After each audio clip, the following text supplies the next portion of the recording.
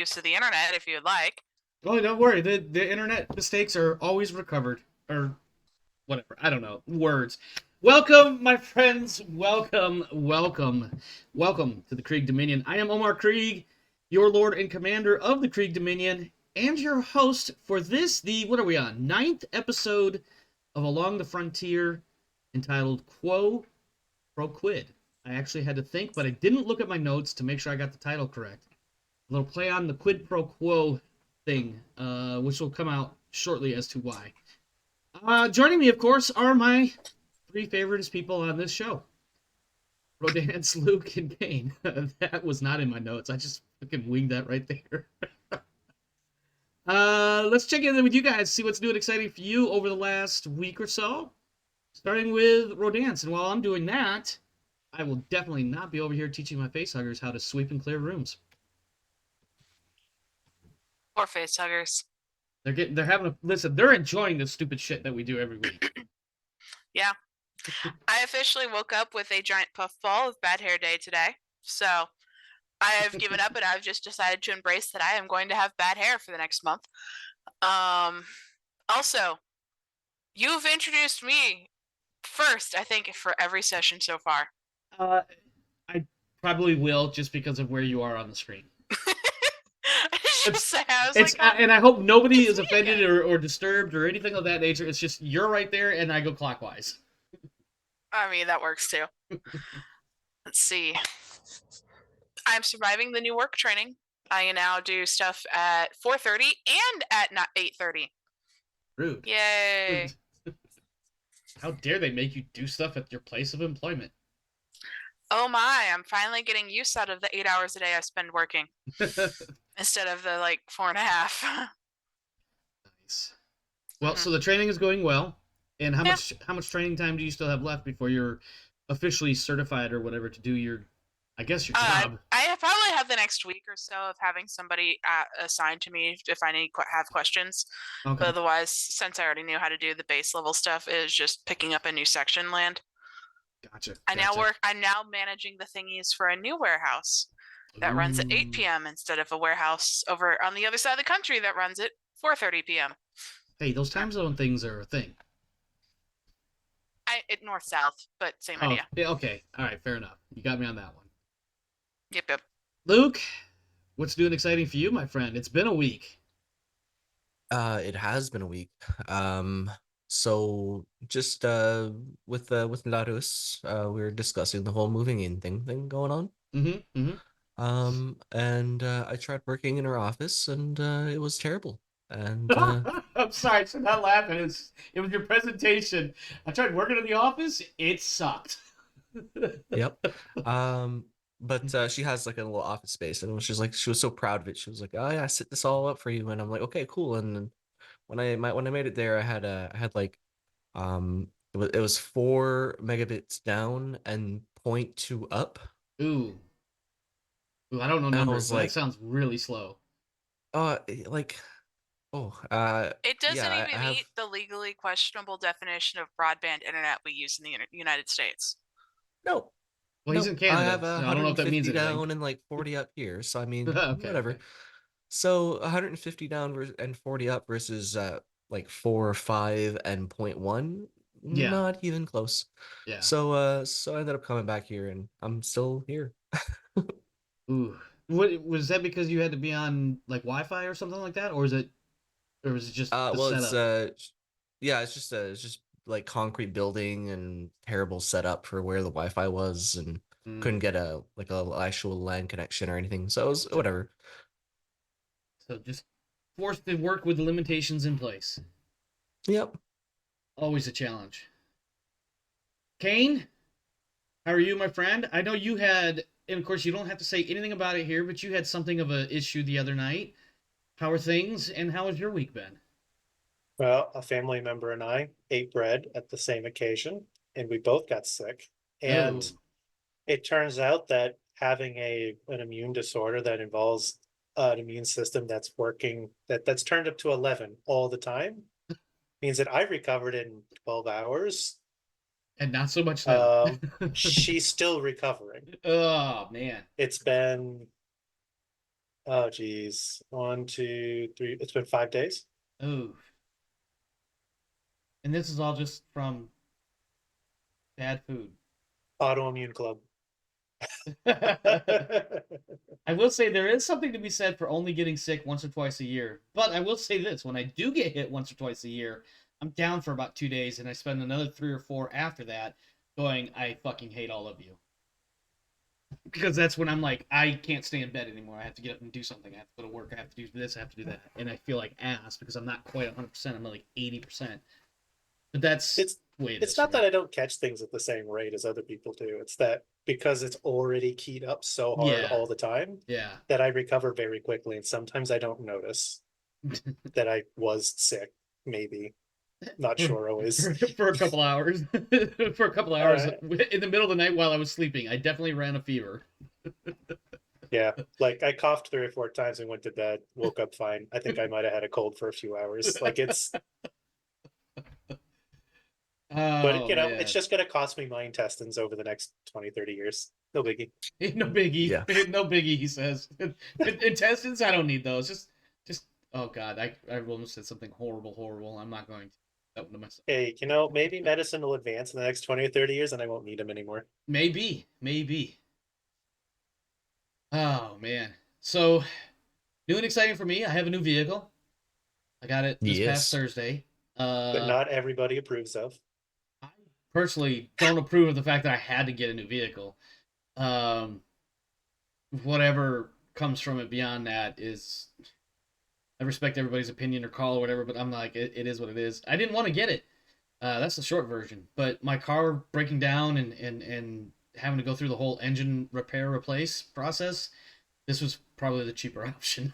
So, and the engine was probably going to be worth more than the remaining value of the car, because the car, it was about 10 years old, give or take, and had 142,000 miles, and the dealership gave me 1,300 for the trade-in value. So I was like, all right, I can live with that.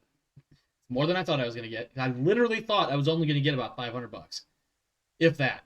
So, but I have a new vehicle. Seems to be doing fine for now. Knock on wood. Got a light or two to check out, but I got to do that. I'm going to get that taken care of when I go in to pick up the plates. Probably next week or It the week does after. have 4 doors. That's a benefit. It does have 4 doors. Yeah. Yeah, They all does it have work. 4 seats? It does have 4 seats.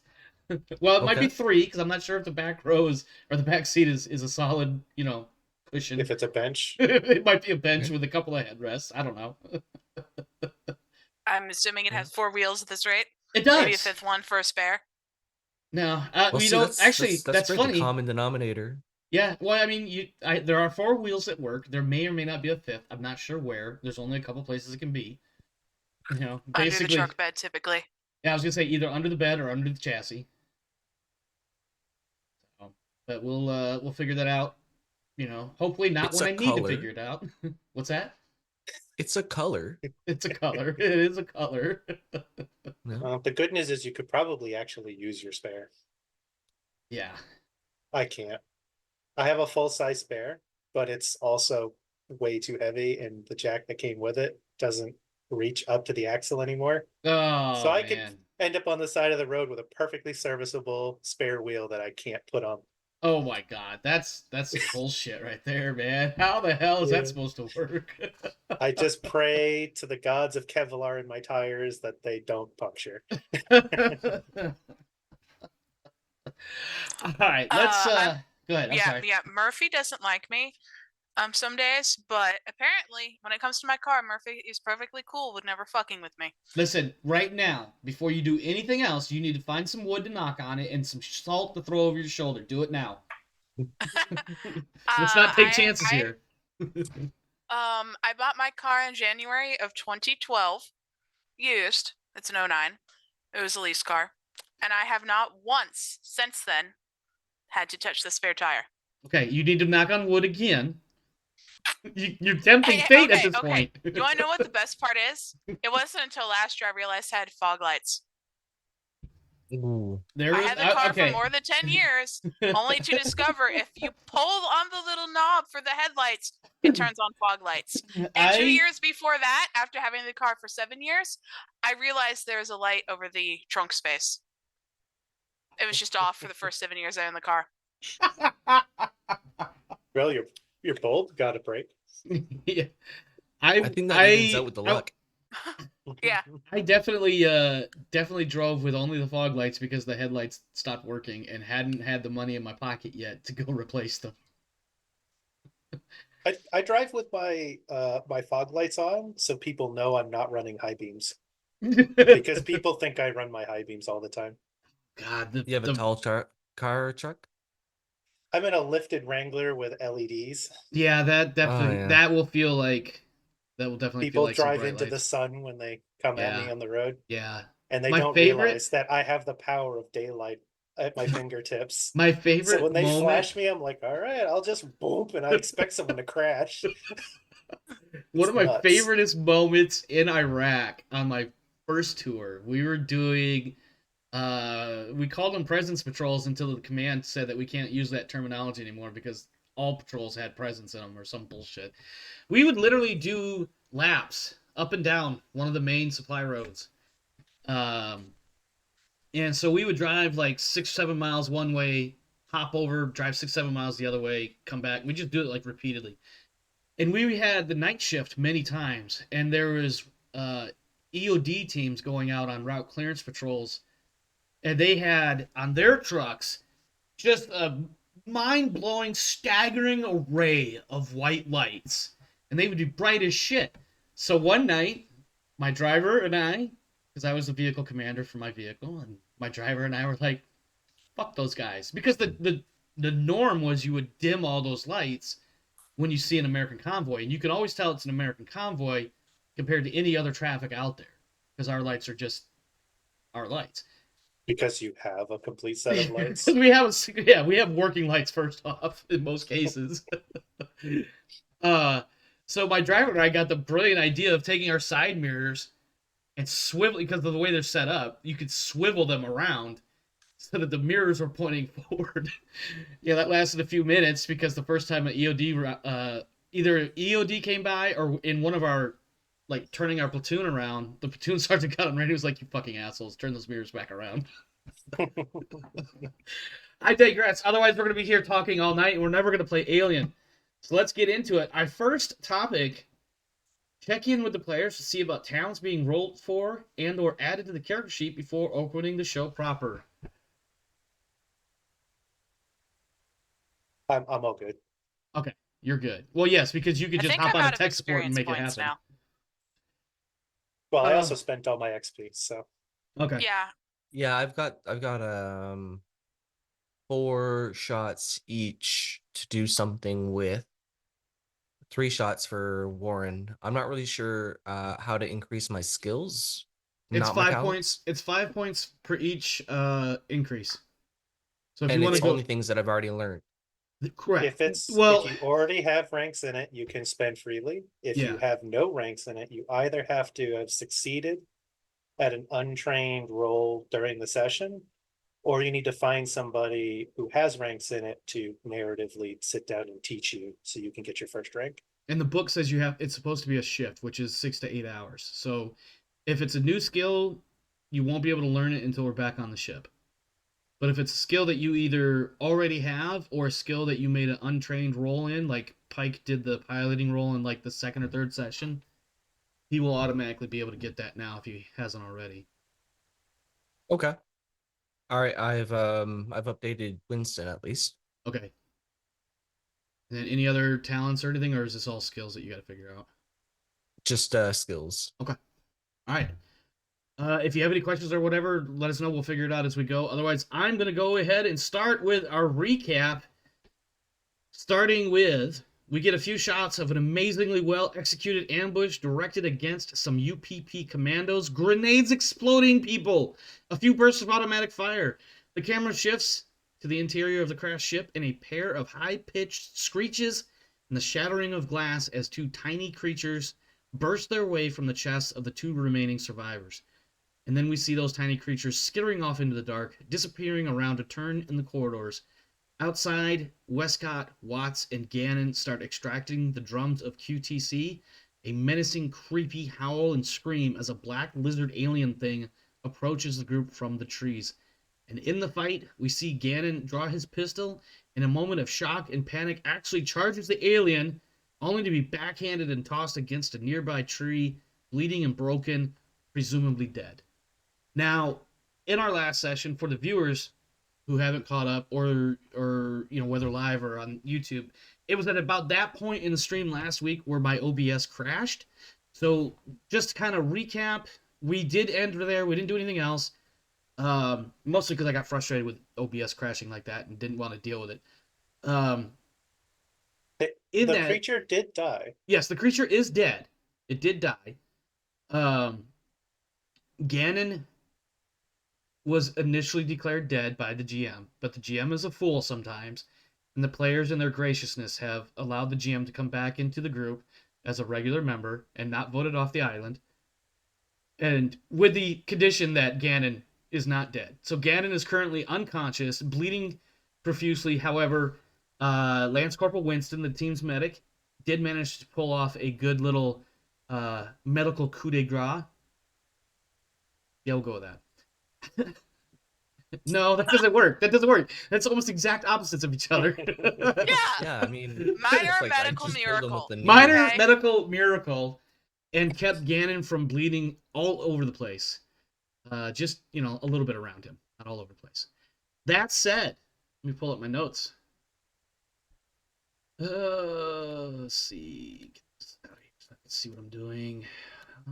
Can I get that out of it? Damn it. Is there, Kane, the buttons over on the left side, the token controls and measurement controls and all that stuff. Is there a way to minimize those? Or are they just always there annoying me?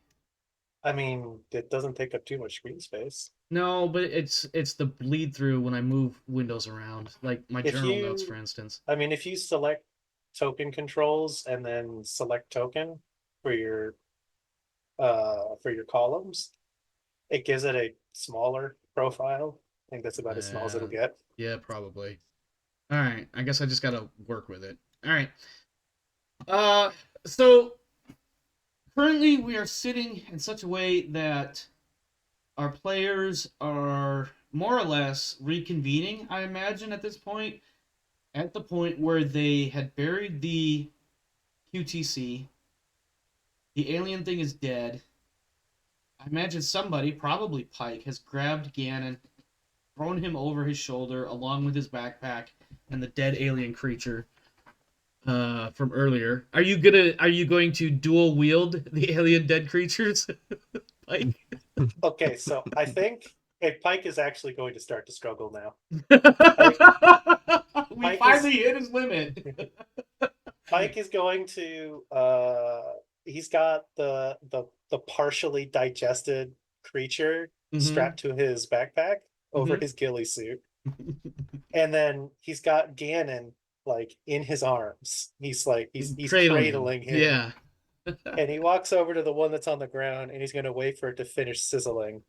And then he's gonna use the rope from one of the climbing gear sets we have, and he's going to like give it a rope handle so he can hold Gannon in one beefy arm and grab this rope handle to drag the other alien. All right. What the about eggheads are gonna want this one? Yeah. What about the other four characters on the ground? Watts, Warren, Wescott, and Winston. I can't believe I got all four out on the first try without looking at anything. Warren and Winston are gonna look at each other and go, he's just gonna like beef all of these aliens and people. All right. Yeah, and I want to point out that if the GM was the player character on the field, he'd be like, none of y'all gonna help him? I look at Watts and go, can you make one of those dragging sled things? There's a proper name for it, and I'm blanking on it. Litter? Not the one that is designed to be carried between two people, the one that's carried on one side and dragged on the other. There is a specific word for it, and I can't remember what it is. Okay, yeah. A Travis or something like that. I know what you're talking about, though. It's like it's a dragged sled, but there's a specific word for it. Yeah. A Travas. I don't know. It's something like that. It is one of those weird semi-archaic Everybody say English thank you, words. Luke, for using the French side of the universe for a moment there. You could definitely finagle something. I feel like you've got plenty of rope. You've probably got some electrical cable still. There's plenty of cloth type materials between extra uniform bits and whatnot. You could definitely finagle some we have sort trees. These are alien trees that were a little sketchy from things you've seen so far. Maybe not using those would be a good idea. Travios. It's Travois. Travois. Mm-hmm. Yes. Oh, Luke disappeared because I spoke something in French. Sorry, I gotta stop giving him shit about. So literally, I think the common usage is just a drag sled. Yeah, that works. I've never seen it referred to as a drag sled. I've only ever seen it referred to as a Travas, but it is what it is. Words are evil. Amazing. Also, Luke. My man. Pulls one out. That was amazing. Amazing prop work there. Yeah, Pike just plans to drag these things over to the entrance that we've been using. Uh-huh. And he's going to drop the bodies off there. Yeah. Pike, we think there's more of the little aliens in there. We could hear them. Did you use explosives? We walked out here and went, you said explosives? Barrels. Okay? I mean, do you want him to toss a fire grenade in there? Pike just starts nodding approvingly. He went for the biggest explosives. I went for the big explosives because I felt that locking myself in a potentially semi-airtight ship with fire grenades was not a good idea. Yeah, that'll suck the oxygen out. All right. Did you get the communication system working? Oh, it's running on repeat right now. Okay. So we need to get the barrels in a way that we think is going to scuttle as much of this thing as possible. And we need to, if you said there's 2 more of those things running around, we need to check on cryo. Make sure that I don't know that there are 2 explicit, because you do. Some of them jumped over us. There was at least 2 that you could clearly identify, because one pole vaulted over you heading straight for Ganon, and then like continued on down that corridor into that I'm gonna say prep room. It's not a prep room. I forget what that room was. It's a briefing. It's in the muster room that leads to the sensor. Yes. Bay. The other one ran up on you guys and then basically 180'd and then dipped down where the corridor turned north. Uh-huh. So what you do know is somewhere in the ship is these 2 little guys. If there's more you're not aware, you can suspect, of course, but you definitely know of at least 2. Yeah, and if we have 2 barrels of high explosives, I say put one on top of the power junction and put one in the computer bay. Do you guys? I can switch to the other map. Did you find the main power plant? Or fuel systems or engines? That's inaccessible based on this floor. It's probably in the flooded tunnels that we do not have the appropriate equipment to explore. Okay. Did you find? And I mean, it's not. So it makes sense. Fuel tanks or a magazine? We do know where the gun magazine is. Do you guys have tokens on this map still? I see 2. No. I'm outside. My 2 people are outside, so yes, I do. Okay, I see Pike and no, that's Winston and Watts. Okay, so I need to put. Yeah, we're standing outside the ship right now, so I dropped next to me. All right, well, never mind. I just because I want, if you want, I can leave the map up so you can't look at it without a token, but that's easy fix. Well, we can see like the outline, I guess. Yeah, so like from memory. Hey, Warren. Yes. I'm gonna switch. Got your motion tracker? Do I? We actually do have a fuel tank area labeled. We walked past it at one point. I do have a motion tractor. Awesome. I want you to travel with those 2. He points to the non-medics in the group. They're gonna ferry those barrels in. If there's anything creepy crawly, just leave. We can get at least one barrel in by the fuel tanks. I'll be satisfied. That's going to be enough to take this whole thing up. Yep. Swing by cryo. If there's two things and I blew one up coming out of one jackass, then it probably came out of the other two jackasses. I just want to get a confirmation there's no one that we have to get out of cryo. Oh, did Okay. we ever I still explore have the, that room? Because I still have 2 rooms on my map that we never explored. Correct. Okay. Yeah, there's 2 areas that have no fog of war uncovering on them. What were you saying? I have 2 RMAT 4 assault breaching charges. Are those for the barrels? Yes. Yeah, those are going to let us remote detonate the barrels. Got it. If we can get at least one next to the fuel tanks, I'd like to get the second one in, but if creepy crawlies are pursuing you, just leave, one will be enough. If you Yeah, have time, so if you do have time, I do want you to try to see if you can get anything out of the mainframe before we blow the ship. Got it. So are we sending the whole team back into the ship? Or Not are we everybody. sending a smaller element? Winston is going to stay with me in Gannon. Okay. Warren is going to be Overwatch in motion detector for Wescott and Watts, who are going to carry a barrel. Okay. Mhm. So we got Those three. Warren, so I need to put Warren on the map. All right, go ahead and place your people in the entrance in this hull access here. Where is? there we Where's go. the other one? So the fuel tanks are by the aft airlock that we locked up. So we'll go try to drop it there. Give me just a second, guys. I'm trying to find. So Warren, that I'm is looking into for the my main hallway people. and all the way at the very end. To the left? Yes, we're going to call that left west. Yeah, left is west. We'll just use generic commands or not commands, directions. Oh no, I think I saw a moving token. No, you did not. Okay, so you guys have a plan. I have 2 critters and or more to figure out how they're gonna intercede and be in the way. So oh yeah, Watts. But have we covered with Warren over here how to use fire grenades? I hate asking myself, the NPC, a question about the other NPC. I know, and I'm not sure what you mean by that. Warren is Luke's secondary. Am I right? Yes. Yeah. Okay. Yeah.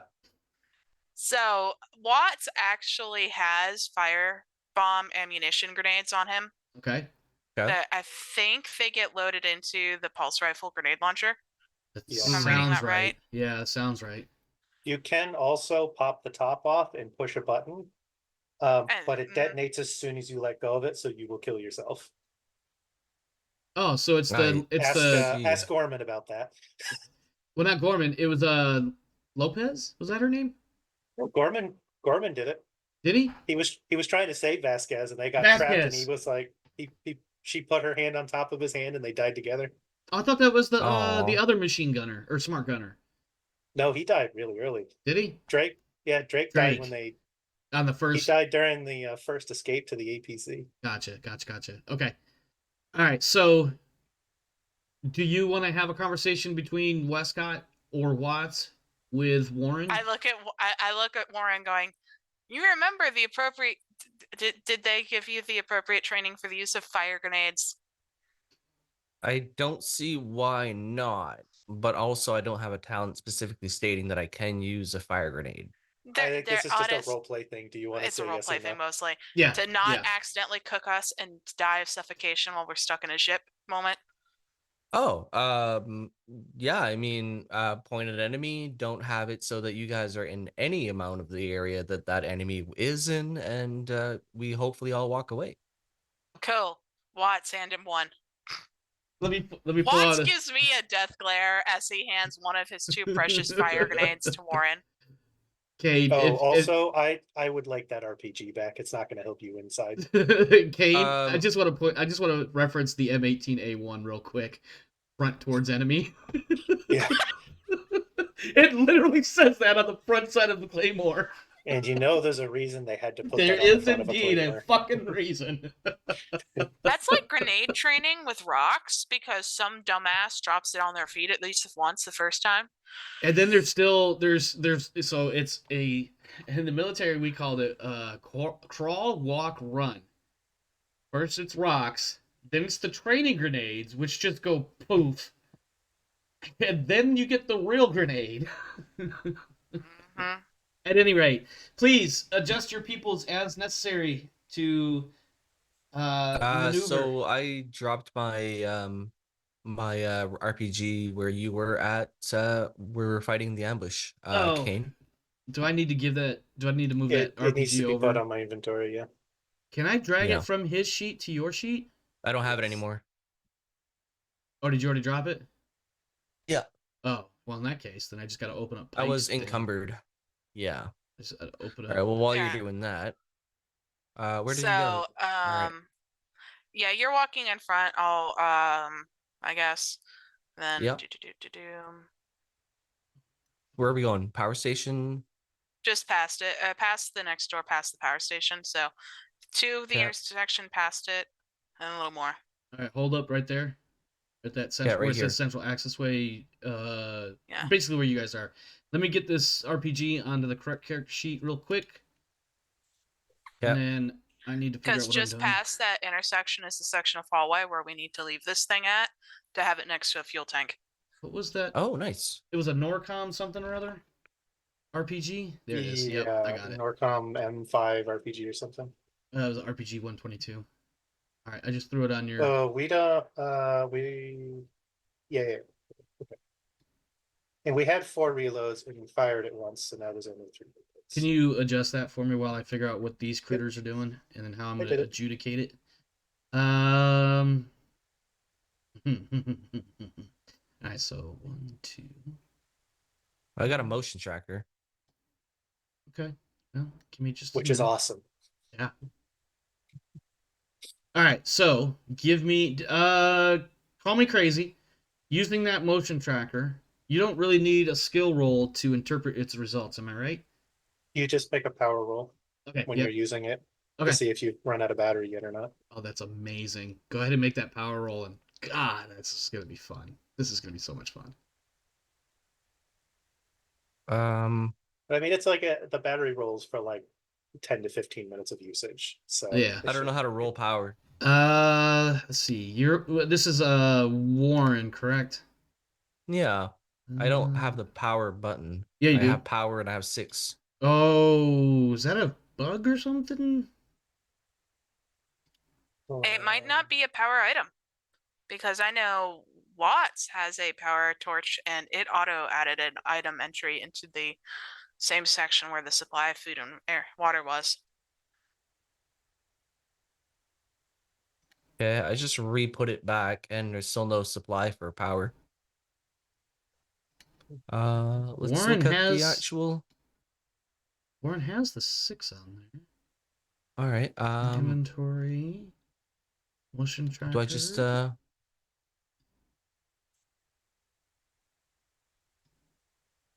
modifiers, notes, attributes? Do I click power? It's power 5. Let me think for a second. I guess we could It's just got do a it straight. 1,200 USD. Yeah.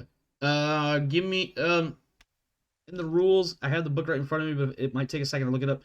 Kane, refresh my memory. If you roll a power or any consumable, and if you roll any ones, you lose the number of ones rolled. Does that sound right? There's just no parachute icon for it. Yeah, just roll 66. Any ones will reduce power by 1. Yeah. 66, got it.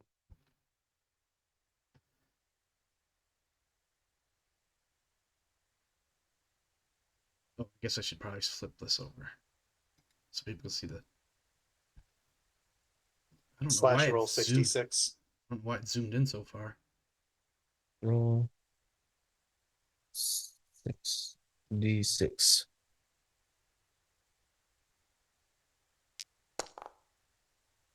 We're good. Yep. Our full battery, and Okay. we're still at full battery. All right. So you got full power still. You are picking up movement. You're getting a little bit of movement ahead of you. Roughly over here. And a little bit of movement back over here. One of the two places I pinged. Well, I can see behind us. I mean, obviously you're getting movement bumps or blips or whatever from you guys as well, but you're definitely getting movement front and rear of your group. The IFF in your armor Mm. should be filtering out your I didn't think about that. signature. Yeah, I didn't think about that. But yeah. You're definitely getting unregistered or unknown traces or whatever you want to call it. Front and rear. I think we got some in front of us, and I think I see something behind us. Are you guys on open comms too, by the way, or are you just... Yeah, we are. By open comms, I mean you're including Pike and Winston outside. Yeah, Okay, give me 1 second. I see some people, and I see something in front of us and behind us. That should be able to trigger an observation to see if they can see anything in the area that the blips are. I'll take that.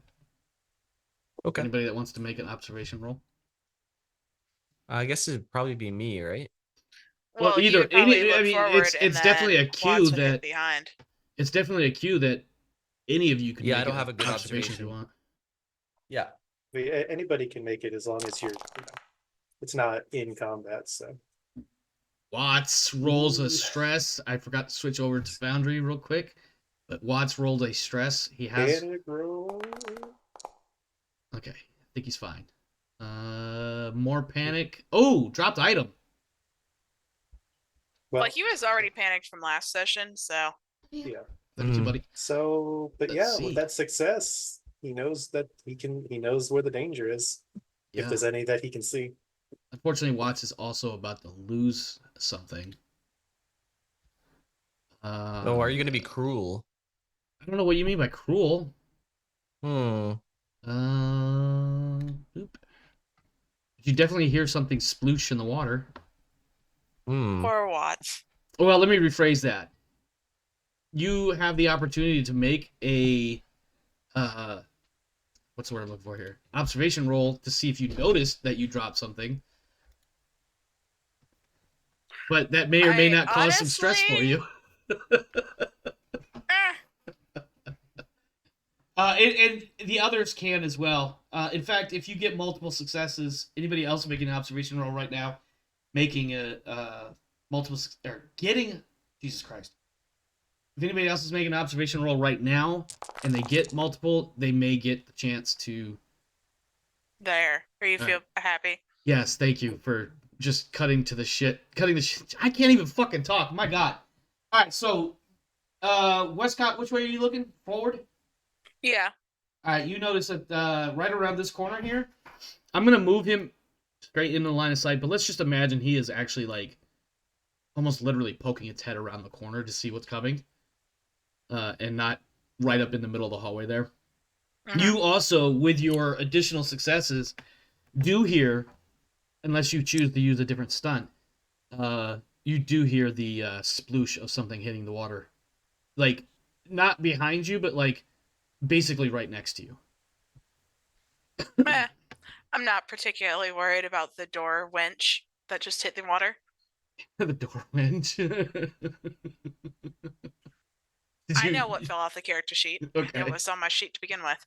But hey, you can take a shot at something that doesn't know it's there. Yeah. So I'm facing forward, so I pointed out to Warren, and I'm assuming Watts will deal with the one behind us, but we're going to be setting down the barrel so we can move a little bit. All right. We got this. Okay. Are we transitioning to combat? It sounds like we're about to do that. Sit down barrel? Shot. Okay. Go ahead and do that. I mean, one person in front of me has a grenade. One person behind me has a grenade. And you have these two gigantic, extremely explosive, flammable barrels in between you. What can go wrong? Oh, I thought we Yeah. have one outside and one inside. Oh, I 'cause we thought you can't brought two physically in with move. you. Did I No, misunderstand that? it's not possible for us to They're carry not two. strong enough to carry two. with three Ah, people. yes. Got you. Okay, I'm going to go ahead and roll initiative here. Pike is just dumb. All right, we have initiative, and it looks like Wescott is up first. Wescott, what are you going to do? I have a talent for this particular type of situation, which is This fast is- reflexes. This is Warren. So what does that make you do? So roll a /roll 1d10. 1d10. Oh, does it allow you to re-roll initiative? Is that what that does? He takes initiative twice and then chooses which one he wants. Gotcha. Okay. Well, as it turns out, you can choose from 8 or an 8. Which would you like? Okay. Anything else before combat begins proper? Any other crazy talents that I cannot think of because there's a slew of them and my brain is struggling right now? No? All right. We'll go ahead and click this here begin combat button. Wescott, you are up first. You are in between. Where exactly is this barrel? Is it like right here, In basically? between Watts and Wescott. This is Watts. Okay, so right where it says sway. Yes. Wescott, what would you like to do? I basically step over, or like, have we set it down before we started initiative? You could assume if it's not already down, it will be, and it's immaterial to the combat. So yeah, I kind of squeeze it in between the barrel and Watts, and I shoot the bad guy that is between us and the open available exit. Okay, so you're gonna shoot this guy. Ooh, go ahead and roll that. Oh, all your successes came from panic dice too. That's amazing. Go ahead and roll your stress. The shot's gonna happen. Nervous switch. So you mag dump this thing. Yeah, that's what it sounds like to me. Oh, there goes my second reload. Oops. Yeah. So that's looking like, what is that, like 5 damage if you apply all of it? Unless she wants to do other things with the stun. Damage. All damage. Because all damage Armor all the piercing time. Damage. Yeah, I forgot. About Do I get a stress too? I guess. Yep. So do I get a second point of stress? Your stress level and the stress level of all yes. friendly PCs in short range, which is the same zone, increases by 1. So everybody increases 1. Yeah. And I mitigate 0 damage. So this guy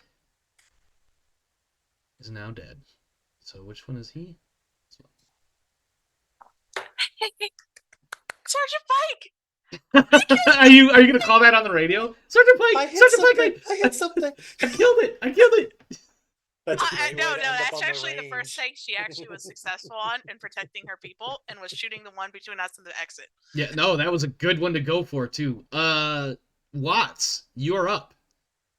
And you are in the back of the formation compared to where the enemy is. Yeah. So Watts basically steps around Wescott in the barrel, leans a little to the side of Warren, and shoots that one. Make your roll. Once again, my alien critters don't get a chance to do anything, seems like. We haven't hit yet. No, I know.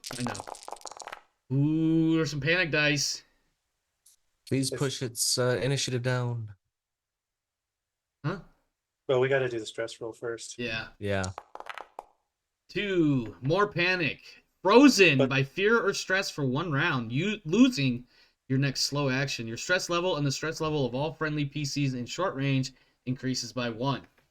If the shot happens, he mag dumps, and then he's just stuck at the end of the dump. Yeah, But that is 5 armor piercing. Yeah, Jesus Christ, these poor fucking little dudes, they can't do anything. They didn't even get a chance to screech. Wow. Motion tracker is amazing.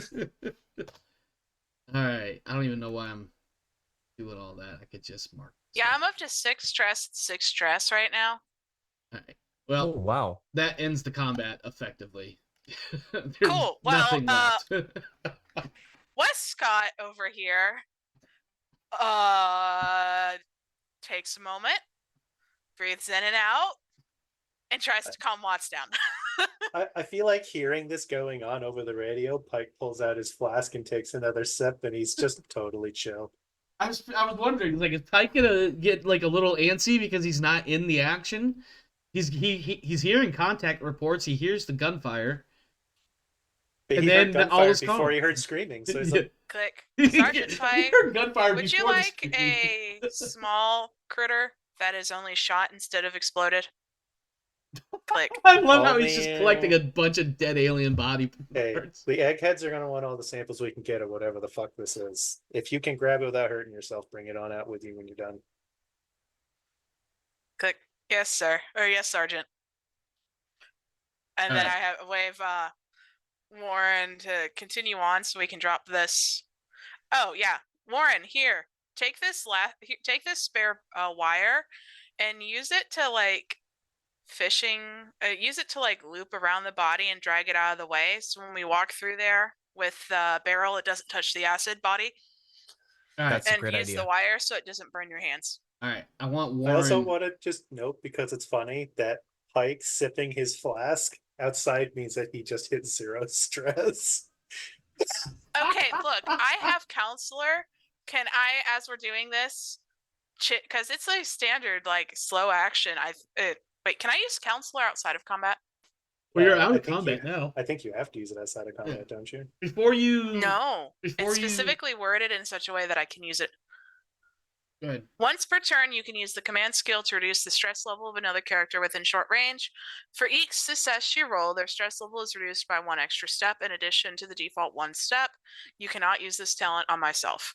So that implies it is both an in and out of combat effect. Right? Sure. It's once per turn. So that's like a 15-minute period, Yeah. which isn't combat timing. Hmm. But I could use my once per turn in combat. Well, it's not. No, because it's the duration of the ability is 1 turn. It takes turn a turn as to get a the effect. time. Term as a time. Block of time. Turn as a time increment in this is not one pass through initiative. Right. It's one 15-minute non-dangerous 15-minute period. Yeah. Well, can I work on trying to reduce Watts' stress while we're doing this? Okay. I'll answer that in just a second. Warren has been instructed Yes. to move the blown out, shot up alien critter out of the path for the barrel, correct? But he's Yes. using Yes. commo wire or something to do it in such a way Something that that isn't his bare hands yeah. or his gun. I want you to make a mobility roll, but I'm going to give you a +2 because you're intentionally attempting to be careful about it. So I just put 2 on my base modifier? That sounds right, yes. Yep. All right, well, I have a 4. So you'll be rolling Plus 6 2. dice. And your stress. He's actually really good at mobility. Yeah, except for that one panic roll that needs to be made. Let's see what Yeah, you so I get. do a stress. Yep. Because this is a stressful moment. Oh dear. Oh, you keep it together. Okay. All right. So Nice. yeah, it gets a little tricky at some point. Trying to wrap this wire around this acid blood ridden thing that has been shot all to shit because it got mag dumped. But you manage to fish the wire in and around it, and then you drag it up off out of the way so that your crew can do what you're going to do. Who is setting up the barrel and the explosive, or excuse me, the breaching charge that goes with it? I turn around and I look at my Seaburn and go, this is heavy machinery check for you or a comm check for me? Which one's the Seaburn? I don't remember. Is that Warren or is that Watts? Watts. Okay. So that's your 2 Warren characters. is the rifleman. Okay, yeah, that's right. All right. Well, I will let you, the player, decide. Who's going to make that roll with a pile of stress? Yep. What are you guys trying to accomplish? Because I might actually be able to accomplish some of that. What type of check is it to actually set that?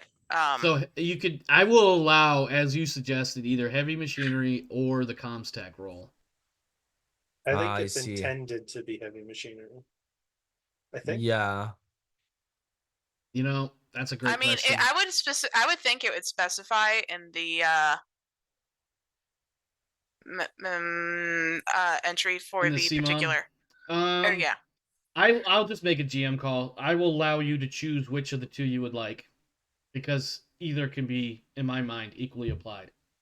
You're moving around this big ass barrel and appropriately attaching a detonator to it. I feel like somewhere along the way those two can work. Yeah. I've got the Any detonators. case, we will have it set it up. I will take one of the detonators and put it put it on top of the barrel for now. Before we actually try to arm it, I make Watts go pick up his thing that he dropped onto the floor. All right, so I guess that means I gotta go find a what the hell's that thing called? Maintenance jack.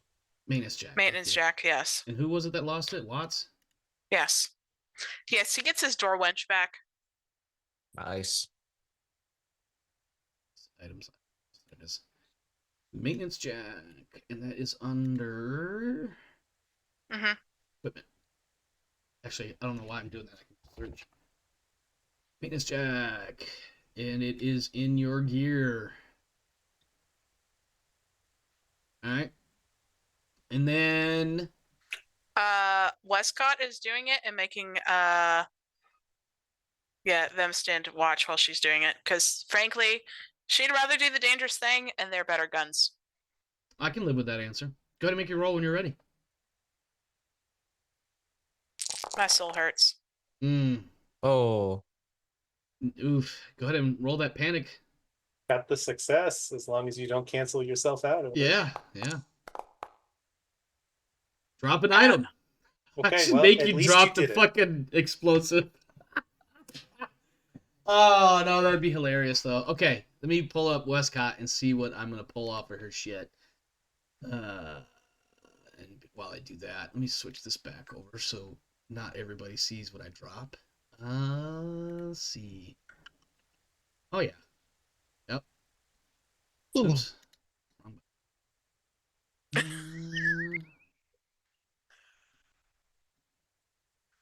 Oh no. Oh my. Yep. My encumbrance went down. Yep. So you set everything up. You get the barrel. You find a good spot where it looks like some of the wall plating is like loose or thin or cracked or whatever, so that you can get it in there in a really good spot. And hopefully, you know, when the barrel explodes, it'll catch the fuel tank. You get everything set up. You get your tools ready. You pack it all back up. You feel something feels a little bit different as you're putting things back in their appropriate pockets, but you're all good to go and you're ready to get on out of here. Everything is indicating that this thing will blow Barrel up. number 2. We have another barrel to go set up in the magazine. By all means. Wait, the magazine isn't going to work because they're just kinetic rounds. They're all kinetic rounds. Yeah, there's no chemical involved. It's still another part of the ship with another explosive. Well, there's nothing explosive about the rounds because it's a. Well, no, I'm just saying it's another part of the ship we're putting an explosive because. Oh, gotcha. Well, no, okay. actually, I would think it makes more sense to put it in the computer mainframe because we care about that being damaged more than the other spot, and I'd rather blow up the computer mainframe or the sensor maintenance bay more than I'd rather blow up steel slugs. Yeah. Okay. Does anybody check in the hypersleep pod bay thingy? I mean, I would stick my. Okay, because I'm tired of this. Will you open this door that's just south of the power station as we walk by? I'm curious now what's in here. Which, can you ping it? Over here? This door right here. Oh. Can you open it? You gotta try to open it. You don't have Pike's auto success to open doors. I have Watts door jack. I have Watts's door wench. No, I opened it up. It's fine. There's nothing important in there. I think you guys may have. We actually missed the life support bay and the both starboard cargo deck. Both cargo decks. All right. Well, I know we checked the port one. We didn't check the starboard one. Yes. So. Do I detect anything on my Are you going tracker? Yeah, no, nothing's going off on it. Well, that's great. I check my knife and then I start going down into it. Okay. Make an observation roll as you enter the hypersleep area. All Will you right. open the other door, please? Yeah. Are you guys gonna multiple entry points? All right. That's success. Yes, it is. You get. I didn't show the viewer. That's fine. Yep. You very clearly see where the two survivors were, and you see nothing but shattered glass and what's left of their chest burnt out. Not burnt out. They're blown out chests, and the rest of their corpses. Do I put one and one together here? I mean, I don't think you need to put one and one together. I think it just comes together. Yeah, it does. Do you have a But he's not a camera? very smart person. Do you guys have a camera? Do you have any sort of recording device?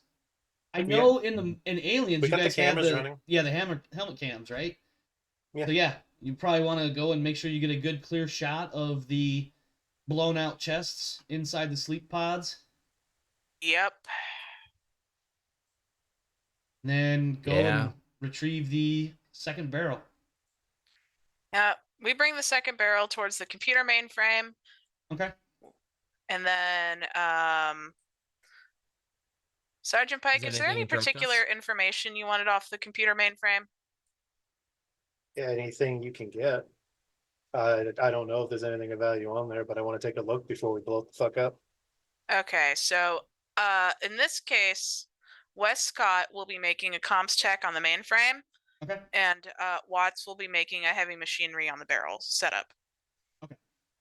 Go ahead and he will put the barrel in between the sensor maintenance bay and the computer mainframe, because that is also right by where the gun is, and that is another good spot to blow everything up. Okay.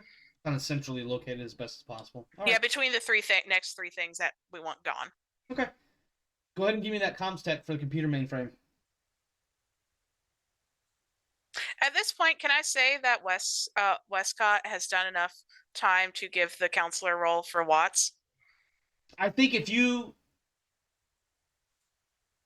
go ahead and is it a roll? Yeah, it is a roll. So go ahead and make that roll, and we'll assume that in between, like somewhere between dropping the first barrel, going outside to get the second barrel, you guys take a quick minute break, just like catch your breath, and because you're lugging around this shit. It's hot. It's now it's like 11 or 12 o'clock.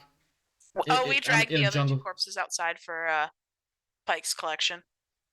The human corpses or the little babies? The little ones. Facehugger corpses. The little babies? The ones where we actually yeah, the ones you shot up. The ones that I don't know what you're talking grenades. about. What? So I'm gonna do the command roll now. Okay, yeah, go ahead. Let me switch it over. Nice. That is a lot of successes. That so is 6 reduction of stress for Watts, because it's 1 plus every success I roll. Nice. That's and amazing. You rolled it all unstressed. That's amazing. That is amazing. So Watts is now going to roll his heavy machinery with 0 stress, because I just wiped all of his stress out. You can push that. Well, that's nice, because now you can push. And get 3 successes. All right, yeah. When Watts sets up the second barrel, he just kind of... I think he does it fast, if nothing else. You could obviously stunt that a little bit in there somewhere if you want, but there's take stunt number 2. Which one is that? He never needs to roll to overcome this exact challenge in the future. In the future, he will forever be able to set an arming charge on a high explosive barrel with no check. Okay, humor me, Kane. Does that have some... I feel like there's got to be some sort of expiration date on that. Am I wrong? I mean, am I crazy? The expiration for this is the specificity. So it'll be like that kind of breaching charge wired to that QTC barrel of similar size and shape. So if we use a different chemical, then it won't work. If we use a different breaching charge, it won't work. Okay. All right, I'll allow that. Make a note in your character sheet somewhere that the next time you put whatever this Armat 4, whatever the hell it is, breaching charge on a QTC barrel, you do not have to roll for it. Or Watts doesn't have to roll for it. And then, but other than that, like, it's flawless. When Wescott looks over to Watts to see his progress, Watts just does like, I don't even think he does thumbs up. I think he's got a stupid look on his face, like a stupid grin, and finger guns. He's like, we're set, let's go. When you're ready. Oh God, I'm scared. When you're ready. You're so stressed I'm up to 6 stress. You know what's going to be funny? At some point, Pike is going to need to pick up counselor. Can you imagine Pike's pep talks? Pike's pep talks will basically be stuck it the fuck up and let's go. We got shit to do. Yeah. But somehow that fucking works, you know? Oh, Oh, no successes. And some I stress. guess we're not getting anything from the mainframe, but let's see how bad it is for you. Yeah, go ahead and make that panic roll. 5. Oh, Wescott. My girl, what are you doing to yourself here? Do I get the chance of having the others notice I've dropped shit? I mean, they can make observation rolls, I suppose. Let's drop this. I mean, I'm literally wearing, or it's a gun for everything else. Yeah, you can't really drop anything anymore. All right, so you go to check out the computer mainframe, and you spend several minutes just kind of poking around, trying to figure shit out. In chest deep water. In chest deep because you're short. And the mudfish that you guys had previously encountered, you see them rippling by, but they somehow have figured out or decided that it's not worth their time or effort to come fuck with you. This, however, causes you to be distracted in your work. And somewhere along the way, not only do you not pull any information off of this computer, but you, at one point, realize you've exposed a certain connection of fuses or other computer internal parts that I can't think of because I'm not that much of a computer guy. And you see the actual blue arcs, splash. You mean the blue smoke of death? Sure, we'll go with that. Now you do manage to somehow magically avoid getting zapped or shocked or anything silly like that. But you definitely get that sneaking suspicion that somewhere along the way you may have just fried whatever was ever in there and can no longer retrieve it. Also, your pockets feel weird, but you can't figure it out because you're 99.99999 sure that you have all your shit. I'm pretty sure that I just lost whatever my piece of equipment was trying to use it in the mud pit. That was the computer mainframe, and I went, fuck it. I can live with that. I can definitely live with that. Okay. Now, while all of that is going on, let me pull up my notes because we have another thing going almost simultaneously. Like coffee while you do that. Go for it. Because this one's going to pertain at this point mostly to Pike. And who's outside with Pike? Winston. Yeah. But Winston is kind of more doing security / Overwatch on Ganon to make sure he doesn't die. Yeah, I have him watching Ganon's condition. Pike, you, for the moment, at some point during all of this, as Wescott and crew go back into the ship with the second barrel, you're kind of watching them go in there, and maybe you're having a, not necessarily a daydreamy moment, but you're just kind of speculating and wondering. Maybe you're taking a sip from your flask. But as they disappear into the ship, you hear a twig snap immediately right behind you. Oh, is it the old lady again? I mean, I'll rifle up in that direction. I'm not going to shoot immediately because I don't want to shoot one of my people. But... Well, that's a good thing because you're not going to shoot at anything because she's managing to stand right underneath the barrel and she's looking at you like, what are you doing? Waiting for a dropship. Uh-huh. I see you got the barrels going in. I imagine you've gotten whatever you need to get out of there. Yep. Do you have the flight recorder? I got what I need. That team's dead, so you got what you need. Yes, this is definitely working out very well in a, as they used to say, quid pro quo sort of way. I suppose. Totally not a reference to the show title. I'll give you the courtesy of letting you know that if you've got anybody who's hanging around inside the ship, they probably don't want to be there in the next hour. Oh, we've been watching. We know. Personally, I can't wait to look for. She actually kind of turns around and you've noticed that she's got like this backpack on her, and she turns around and she points off to the tree line, and then as soon as she puts her arm back down, she takes a second to shift her pack because maybe she doesn't have it quite sitting on her shoulders right, and you hear what sounds like metallic teapot sort of kit inside. And she's like, I'm gonna be sitting over there sipping my tea when this thing blows up because I'm pretty sure it's gonna be a spectacular explosion. But you got the UTC in a partially filled fuel tank. oh, They might be able to see it from orbit. that's gonna be amazing to watch. You did get the flight recorder, yes? Yep, And the survivors. I imagine there was somebody in not the. anymore. No, what happened? He just points to the face hugger. Well, it's not a facehugger. It's the little. It's a drone. It's a chest burster. Okay, the chest burster. He just Yeah. points at the chest burster and says, oh, that was living in him, and it came out violently. I lost one of my people to something similar. Well, at least these ones aren't going to bother your people. I don't think any of them are going to bother my people. We took care of that one.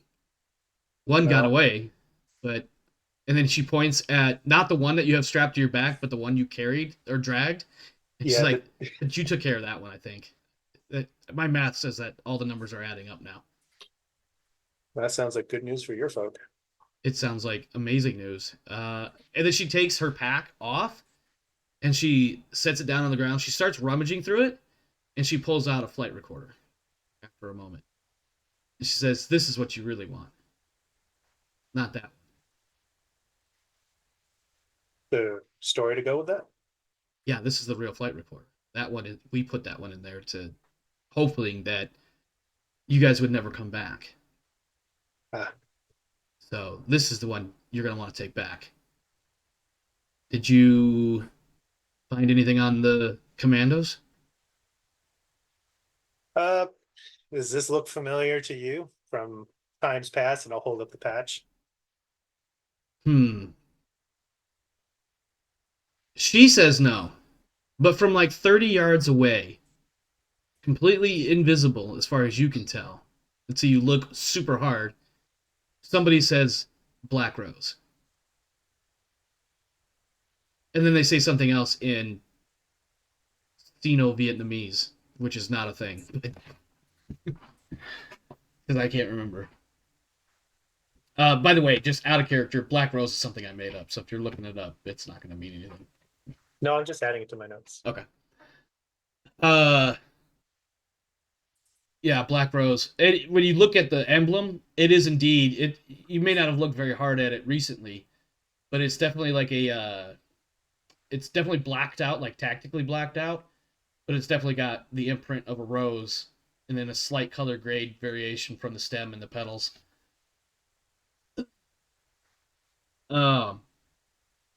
Yeah, back when you saw this, did these guys exist?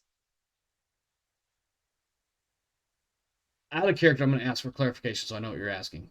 I'm asking if these guys were on the books when that guy's, because the guy who recognized it clearly was familiar with the unit. Oh, okay. I'm asking if they're like an off the books unit or if they're like an on the books soft team or something. Gotcha. He says UPP Spetsnaz. And then you get the impression that he may not know very much more English. He sort of gives a thumbs up. Thank you. He just shrugs. You can't really see him very well because he's definitely using every bit of masking and shadow that he can. Yeah. Also, really better ghillie suit. Yes. Well, his ghillie suit is not specifically better. Tuned for the environment. That's more accurate, yes. It's definitely pulled from elements of this environment. Ha just looks at you and she says, there's one more thing. The commandos, you know we talked to one of them, right? That's how we knew about the rest of them. Okay. She points over at Gannon. We need Gannon to stay here. I think I think I can't do that, and he's not likely to wake up, so I can't make him answer questions for you before I take him. He's real badly hurt.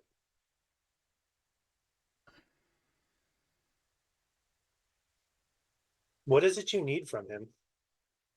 He's in no position to survive in these woods. He has to go back to the ship. Oh, I'm sure we can learn all sorts of interesting things.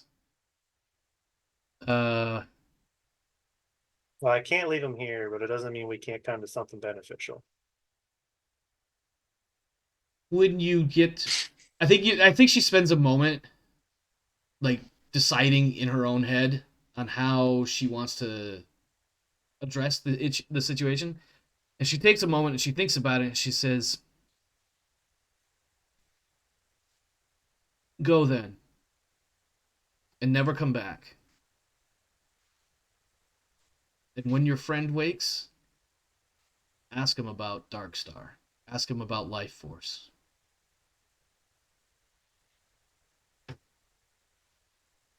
But never come back here. You come back here, you will die here. And she doesn't really wait. She sets the real flight recorder down. She grabs grabs her pack, shoulders it, and just turns and waddles her little way back into the tree line.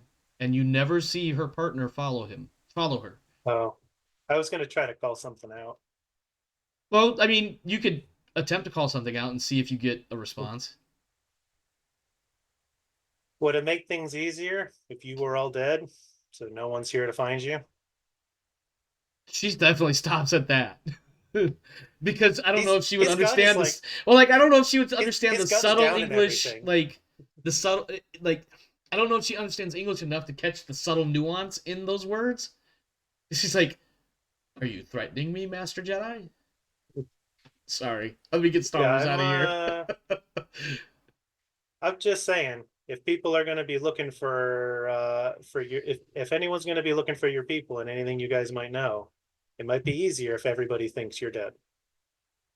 I'm about to blow this thing up. It'd be easy enough to say that we got in a firefight inside.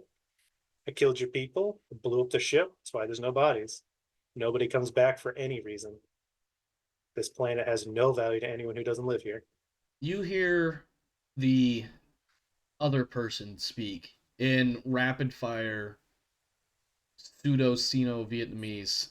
If you, I imagine at some point with the UPP being the way it is, that some languages like Chinese and Vietnamese would start to blend together in some ways, similar to how like I don't know most European languages borrow words from each other constantly. But you hear something exchanged between the two of them, kind of rapid fire, quick, short, snap discussion, and she looks at you and she just says, "Nobody was here. Don't come back." Good hunting. She doesn't have anything to say to that because I can't think of anything cool to say. A bunch Pike of gets the just two last cool, word. Yeah, I know, right? just I'm just two gonna. cool characters. Yeah, I think Ha's just like. This is our She's- verbal equivalent of the Predator man shake. Yes, exactly. And she's just gonna give you like we get like a zoom in on her face and she narrows her gaze slightly and then turns and walks away. Doesn't say a fucking thing. Barely even registers or acknowledges what you just said. Okay. All right. And I'll go ahead and I'll take the flight recorder that I just received Mm-hmm. and I'll wrap some of the rope around it so I can tell the difference between the two Yes. and stick it in my bag. And then I'll take the other one out of Ganon's bag and put it in mine as well. Ooh. Do you do anything else in his bag? I mean, I'll take a look through it. You definitely find He's not using it. No, he's not. You find in his bag a tablet. I don't know if this game actually has an item for it, but let's just assume he's got some sort of tablet device in there. And you find that it is you found the tablet on Camacho or whatever his freaking name was, the lead commando last session. You find the UA version of the same sort of tablet. Now, mind you, let's be fair. I'm describing something that is either a Samsung or an Apple product. There's a lot of similarities, but they're very distinctly different as well.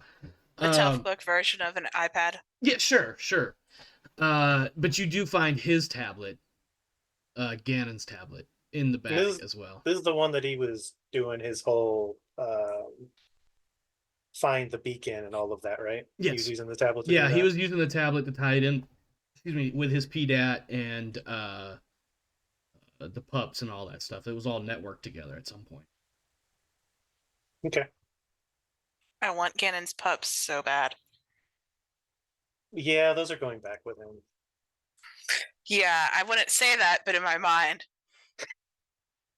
Yeah, I'm gonna just have a seat and relax and wait for you guys to come back out, finish with your task. Okay. Mhm. All right. On that note, We come back out and I just say, well, I'm pretty sure the mainframe has given up the blue smoke, so everything's set up to blow. All right. Sounds like we're waiting for a ride. Can I go check the sensor suite real quick? Because we are still, that's still running right now. sure. What are you looking I know. for? Our ride out of here. Okay. I literally set the comms to repeat, Mm-hmm. and I have the sensors running. So Okay, so are you looking for any sort of indication that your message has been received, that they're coming down, et cetera, et cetera? Is that what you're doing? yeah, I figure we could see them and then just not shoot them down. Yeah. Go ahead and give me a comms tech roll when you're ready. Oh, poor Wescott. Okay, Watts is outside now. Oh dear God, that took so much work. Hang on. Before you make that roll, everybody reduce your stress by 1. Recover, I believe it's 1 health for taking a break. Am I right? Yeah. So Take it. if you need to recover health, go ahead and do that. And let's just assume that somewhere between shooting the two last little baby aliens, and now that you've had some sort of break and or use of your personal signature item, so you can reduce your stress by 1, if you need to still. Oh, So yeah, Winston I is still have at 5 stress. 2 health. Yeah. And then once you have done that and you are otherwise ready, go ahead and give me that comms tech roll to see if you can get any sort of connection with the Tam Tam. Which, by the way, I hate the fact that they named it that. I'm sure there's a reason, but just the sounds coming out of my mouth, Tam Tam, just sounds silly to me for a Marine Corps ship. Oh. All right. Yeah, we get 1 health every 5 to 10 minutes of rest. Okay. 2, that shouldn't be too bad. Oh, you're frozen for 1 round. Yeah, that stops you. You What don't did you get. see? I think it's just the stress of trying to establish a connection. Why is nobody responding? Like, you start looking through the logs and you're not getting shit. I'm over in the muster station by myself, and this is when my stress breakdown happens. Sure, I'll go with that. I'm just sitting over here by myself, like elbows on desk, Just face like, in hands. Why is nothing working right? What's taking so long, Wescott? Does my frozen prevent me from responding? I mean, I think that's up to you at this point, because Yeah, 1 I round think- is like 10 seconds. But if you decide that you're still checked out, you can just say no. Yeah. Just not respond. That or Yeah. the question will come in at right about the moment that you mentally make that switch from stress the fuck out to, okay, I need to get a grip on myself and get focused here. Yeah. It'll be the, I'm not seeing much of anything right now. I wish my panic attacks were only 10 seconds. I bet everybody does. Hmm. All right. Well, you've got it. You got the signal up. That's all we can do. Come on out and wait with the rest of us. Yeah, I'm like, I stand there for another minute, try to breathe, and then decide I'm tired of being in this fucking creepy ass, dark ass ship, and I'm just Tired of this fucking place, man. Just get me out of here. yeah. She definitely is She is definitely fast jogging her way outside of the ship. Sure.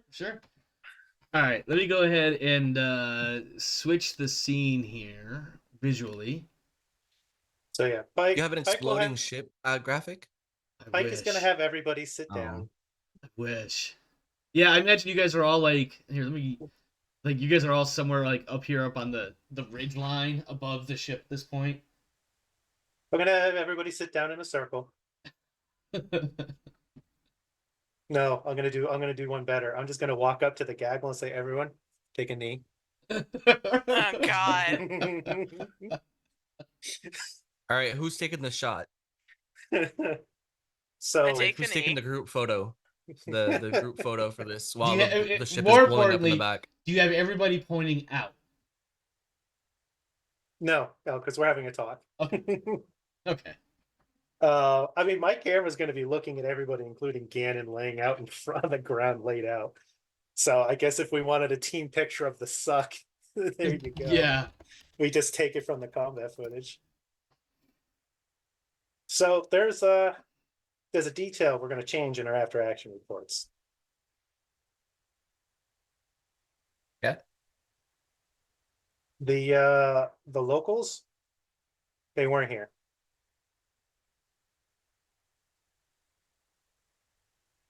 The guys I strung up, they were UPP.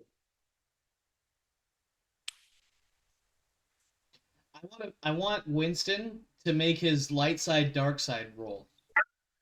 I'm actually just thinking about what rationalization that is versus not reporting that. That's a fair point. So go ahead and role play that out however you see fit, but it may require you to make that light side dark side roll based on how you interpret this information.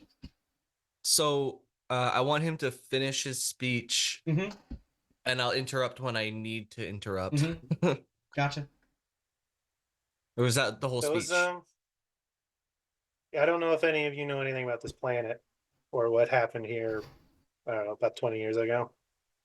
Something like They're the that, survivors. Some of them were UPP.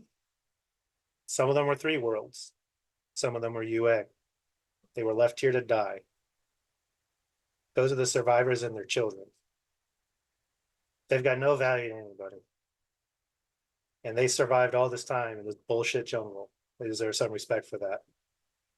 They also helped us out. There's some people who might be interested in getting rid of them just for the sake of doing it. I don't think they earned that. They earned a little peace after a lot of suffering. I like how Pike's token is on the absolute opposite side of the ship as they're having this discussion. Yeah. So is Gannon's, actually. All right. So you're telling us to falsify these reports? Yeah. And you're telling us that they were UPP? Saying that they're the descendants of, they aren't anymore. All right, well, if you want us to say that they're UPP, let me see here if I accept that or not. God. Let's see. What this imaginary? What was the role that we had you do? Empathy? Was that what it was? Wasn't it empathy? Yeah, I think it was empathy. So I don't know if that. I don't think It's that made empathy it with no stress. Yeah, I don't think that was in. That didn't make it onto the stream. So for the viewers, Luke has decided that for Winston's character, based on some of his interactions versus, or I should say versus, but with Pike, he is deciding that based on certain events, certain moments, certain things, he will be rolling either, basically empathy. And if he succeeds, it's cool. If he fails, it goes a different direction. But after a certain point in time, based on the results of these rolls, Winston may become best friends with Pike or his world's worst enemy. I think was how it boiled down to. Are you muted? Okay, so like a saint roll and a psycho roll. Yeah. Saint and Sinner, or as I mentioned briefly, because we're on this Star Wars kick lately, light side, dark side. All right. So I think I am gonna roll empathy to see if I can empathize with him. If I do empathize with him, I will put a psycho roll, only because I am empathizing with his demands on this. Okay. And it was no stress. Correct. And no success on this roll. Yep. So how does that translate into the light side, dark side, good guy, bad guy sort of thing? Well, first of all, I don't oppose Pike. Okay.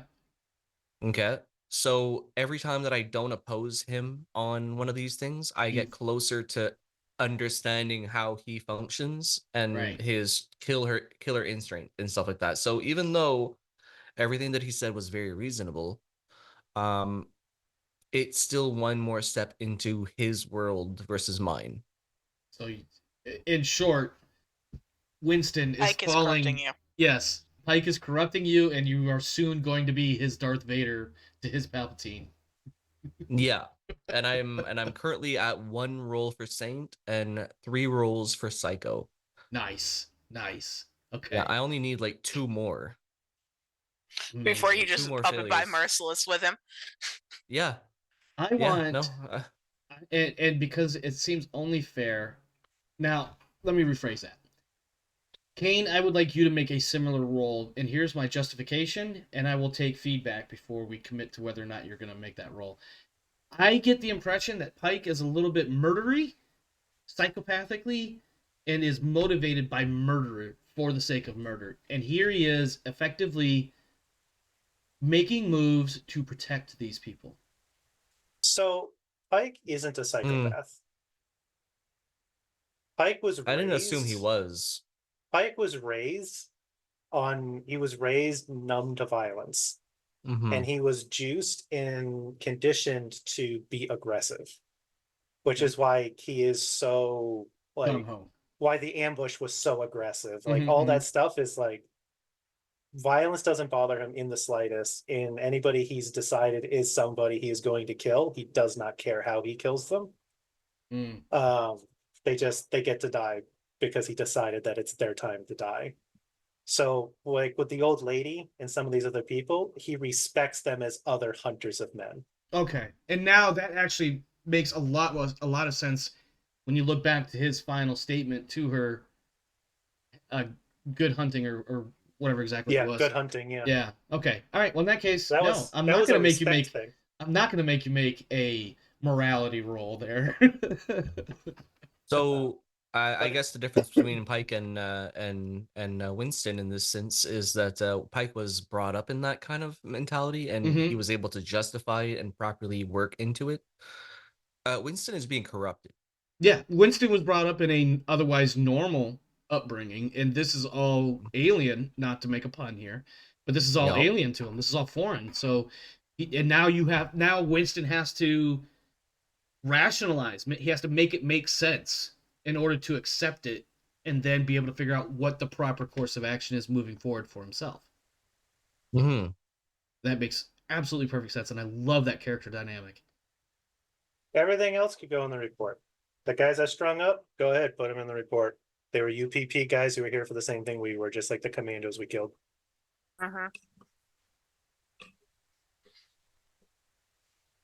Yeah, I can accept that.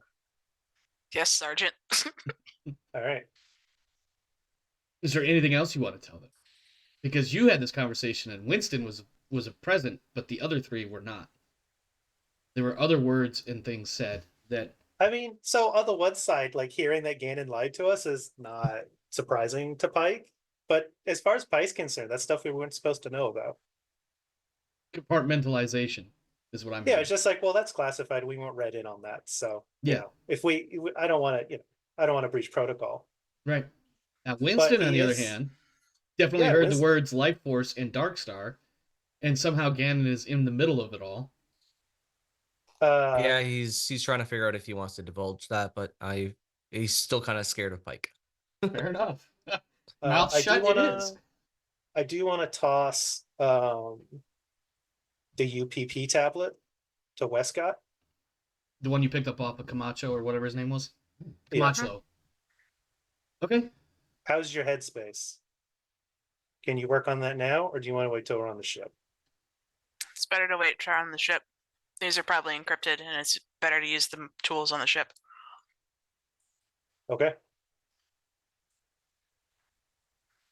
The fact that we're getting one is a rare thing, so it's better to. Yeah. He'll reach out to take it back then. Okay. But otherwise, let's make some camp. We don't know how long it's going to take for them to get a dropship down here, but it's going to come here. This is going to be the source of the signal. We'll blow the ship when the dropship is here. Anything else you guys want to converse about? Warren is going to posit So who wants to take the video of us all cheering, and then the ship blows up, and then there's the drop ship in the background, and Yeah, you know what? This is new to you kids. We'll use my camera. I'll watch you guys hoot and holler as this thing. This is gonna be a big fucking yeah. explosion. Yeah. So I imagine you guys are gonna I go ahead. goes like, I guess we have a new propaganda officer. Warren. That's not a compliment. No. He takes it as one though, but he's not quite sure what you meant by that. Yeah. Well, I actually would go around and check on all my people. I'll make sure that the clip comes out of the footage, and you guys will each get a clip. You can send it home. Mm-hmm. Oh yeah. All right. I imagine at some point you will gather up what's left of your gear and scoop up Ganon and the alien corpses and drag them off Is into there the an wood line. empty? We're gonna make camp near the wreck so we can. Oh yeah, watch when it okay. I comes keep in. thinking. I'm sorry. And I I don't keep wanna- thinking you want to blow it up now and then No. wait for them to show up. No. Yeah, no, I know. I got you. Is there an empty crate in the cargo bay? You could probably find one. I'm not gonna make you roll. What are you looking for? A reasonable person-sized carryable crate where we can shove the alien bodies into, so they're not just sitting there exposed to the elements. Or being Oh, carried God on. knows how long. Oh no, Pike doesn't want to put him in a box. He's just gonna Oh. he's gonna put them up as like berms around our little like dugout that we're. Yeah, They're gonna be like congratulations. scarecrows. I go They're steal gonna be an empty crate so we scarecrows. can at least have a table while we're sitting on the floor. Yeah. Who are the two lowest ranking people? That's gonna be The Warren and NPCs? Watts. Yeah, Yep. those two. They get to dig the hole that we're all going to sleep in while we Winston, while we like sort through our equipment and check our provisions and whatnot. And you Winston go get a table hands for us. Warren his E-trench tool. What's that, Luke? Winston Hands him the shovel. hands Warren the shovel. Yep. Oh yeah, gotcha. Yep. You get digging, and it's probably like another, I don't know, 2-3 hours, and you kind of start. It starts to look like a camp. It's not fully situated and not, completely prepared correctly, or fully rather. When you get pings on your helmet comms, whatever the terminology is. What's our call sign? I don't know. You guys never made one. Well, that's because it would have gotten assigned to us. No, it would have. So I will let you choose the pass or the call sign that you guys would have been given. It would be something. Oh God, what are you guys? Kilo Company, second platoon. So keep that in mind. So you would be like, I don't know, whatever the company moniker is, and then Pike, you would be like 2 November. No, that's the. You would be 2-1 November because you're first section. Does that sound right? Yeah, we're first section. So yeah, Pike, you would be 2-1 November, and then Wescott, you'd probably be like 2-1 Alpha, or the Alpha team of the section or squad or whatever. So yeah, I'll key up. All call 2-1 November. Yeah. God, hold on. Let me think what this would sound like. Hey, you boys alive down there? Yeah, it's gonna come in a little bit garbled, but it's coming up clearer and clearer as time goes by. You guys, We're not dead yet. You have medical? I mean, we got first aid kits. It's just me and the co-pilot. We'll be there shortly. You got some flares or something? Yeah, we can mark. I'm sorry. That was my smart ass. I meant to literally ask that question. Like, do you guys have flares? But as soon as I said it, it was like, yeah, they got a big fucking one.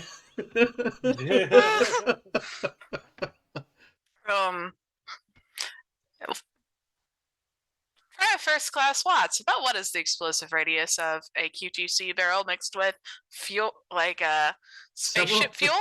I feel like your minimum safe distance is going to equate to something like several Like hundred meters.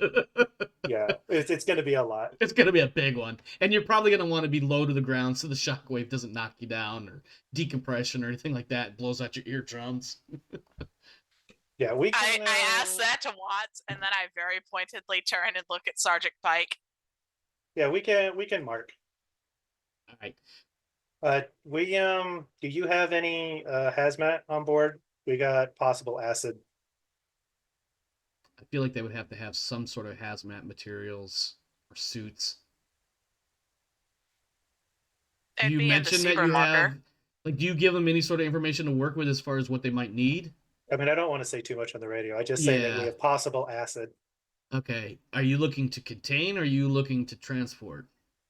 It needs to be transported. It's coming up with us.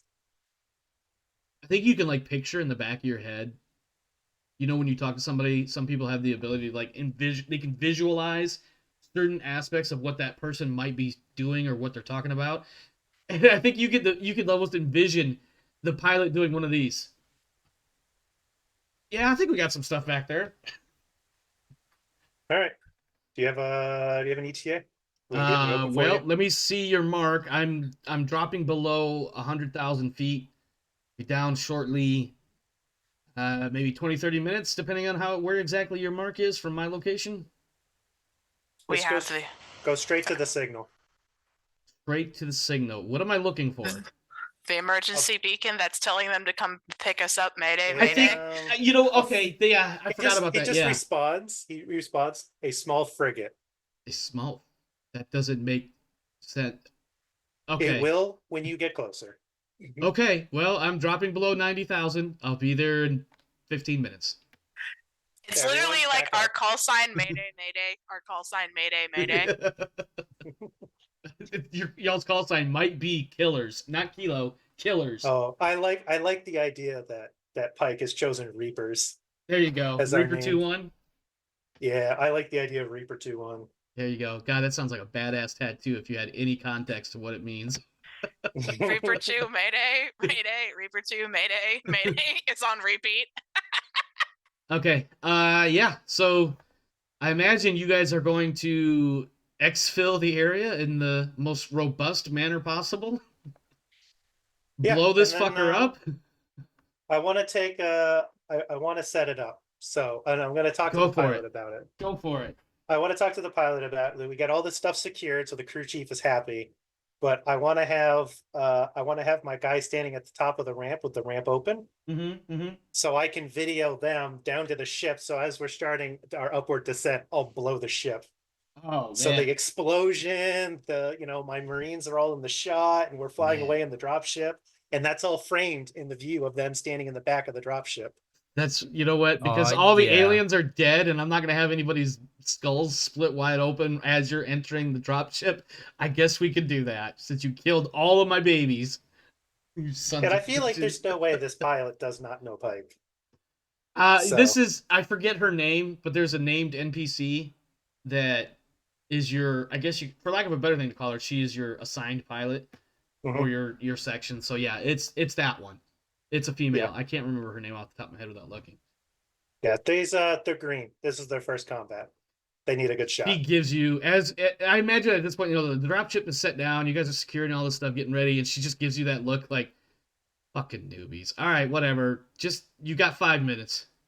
Hey, you know what? When they don't feel like it, they can take a look at the video and they'll feel hard. It's all good. I hear you. Pike, you owe me one for this, though. I want to get the fuck out of here. Shit's getting weird up there. Yeah, man. Just let me know what you want.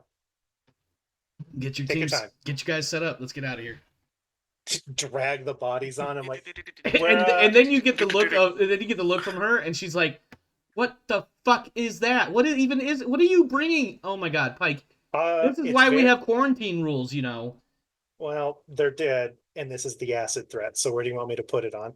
The ground, off the ship. They got to come up. The eggheads want it. Sergeant Pike.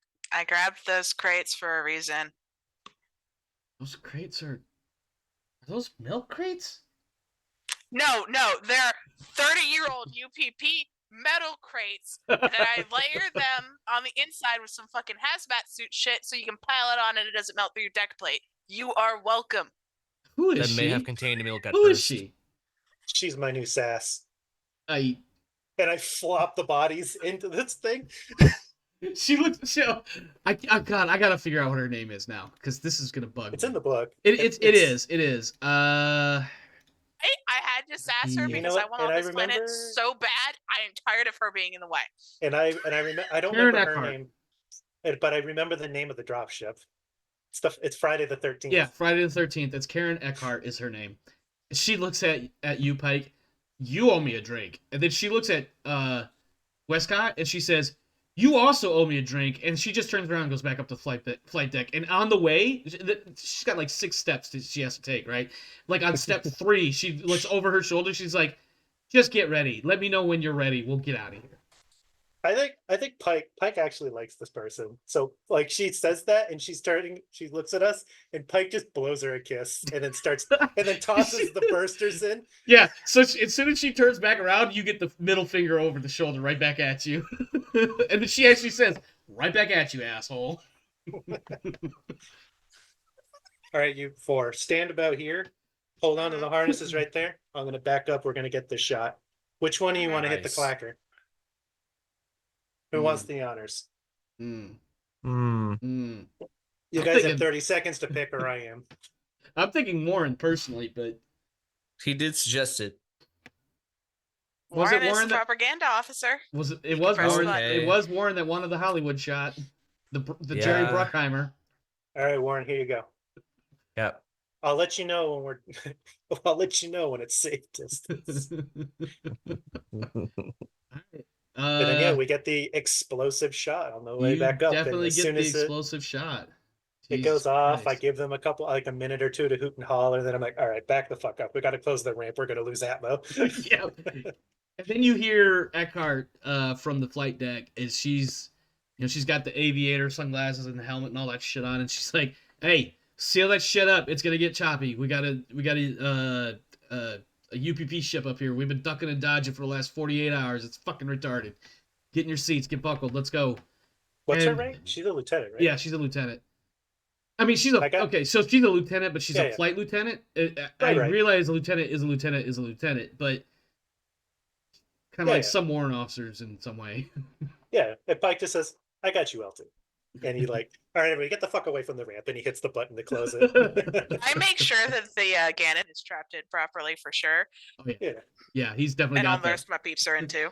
He's got the dead. He's got the Weekend at Bernie's look going real good right now. He's probably sitting there in a neck brace so he doesn't get too more whiplash. Oh yeah, absolutely, absolutely. I'm taking Gannon's backpack. Okay. And I'm carrying it. Okay. All right. So, right about the time you guys get all fully strapped in, you feel, Friday the 13th just does this like nasty bank, and then just like 100 fucking elephants just sat down on your chest at once as she punches it. I don't think the dropship has like windows or anything like that in the crew compartment or the passenger area or whatever, but you could tell it's within only a few seconds that you guys are above the surface of or in space, basically. You can kind of sort of see ahead of you if you lean a certain way and she happens to lean her head a different way. You get a shot ahead of you, and in the distance, you could see the Tambatam, but then also off on the one, let's just say the right side of the view, you also see a portion of a UPP frigate or destroyer or whatever the fuck they are. And then as soon as you can identify it, the whole space, the whole shot in front of the ship does one of those like 198-degree turn one way, 270-degree turn the other way, and then all of a sudden it just pans, and you're like in a spin, and you all need to make a stamina roll real quick. I feel like Pike is trying to struggle out a chuckle because he loves this shit.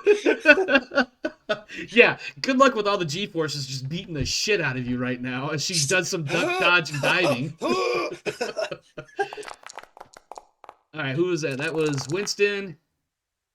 It was Watts with a success. Winston and Watts have succeeded. Uh-oh. Pike. Don't worry about don't worry about the stress. Don't worry about the stress. Well, no, I take it back. Go ahead and roll that stress, but don't roll it yet. Let me explain what happens first. So everybody except okay, we got 2 stress rolls. Hold on. Who else rolled? It was Wescott. I think everybody succeeded. Yeah, I succeeded. I thought somebody. My stress is so high, I'm probably about to fail this check. Okay, hold on. All right, so Winston failed but pushed. Am I reading that right? Oh, that was empathy. Never mind. No. All right, Winston passed. Watts passed. Pike failed but pushed. So I passed. But you got to roll stress. Yep. You want me to roll it? Not yet. 1 second. Yep. Warren passed. Wescott passed. All right, go ahead. So I you actually might not pass because of the stress roll. okay? So this is what happens. So yeah, go ahead and make the stress rolls first. Yeah, seek cover. You're already You're strapped in. strapped into a seat. So, You're and already safe. yeah, You're just stressed the fuck out. you are stressing the fuck out. And then Pike is like keeping it together. Pike, I'm gonna need a command roll so that you can keep Wescott in her seat. She's got that nervous twitch. Not nervous twitch. What's the word I'm looking for? She's got that rabbit ready to bolt look, and you can see it. So Pike, he's looking, he makes eye contact with Westcott on the other side of the troop bay. And in between like crushed and not be able to speak and being lifted up, he's just like, Westcott, keep your shit together. You got this. We're almost done. I'm picturing this shit. I'm just imagining Pike trying to be the most badass that he is, but he can't because gravity is just whooping his ass. See, I'll cancel your panic condition. You can right click your panic thing Yeah. now. Oh, Between thank looking God. like a chihuahua and an old And man then because of somebody- gravity. Am I wrong? Did somebody actually fail, or was that? No, No, it was just pushed. panic rolls. Okay, all right, we're good then. Yeah. So ultimately, what happens is you hear eventually. Let me back up. So the Friday the 13th, which is the name of the dropship, for those that didn't catch that, it is duck dodging and diving and dipping and whatever the other dodge is, all over space because it is being shot at. And Eckhart is actively attempting to break weapons locks, targets locks, etc. It finally settles down, and then you are gliding right up into the berth inside the ship. As you touch down, you feel the dropship make physical contact with the surface of the hangar deck in the Tambatam, and then right after that, you feel this like it feels like an earthquake. There's no other way to explain it. If you've ever felt what an earthquake looks like or what it feels like, I don't know. I've never been in one, but I've been in tremors. You get that feeling, and it hits.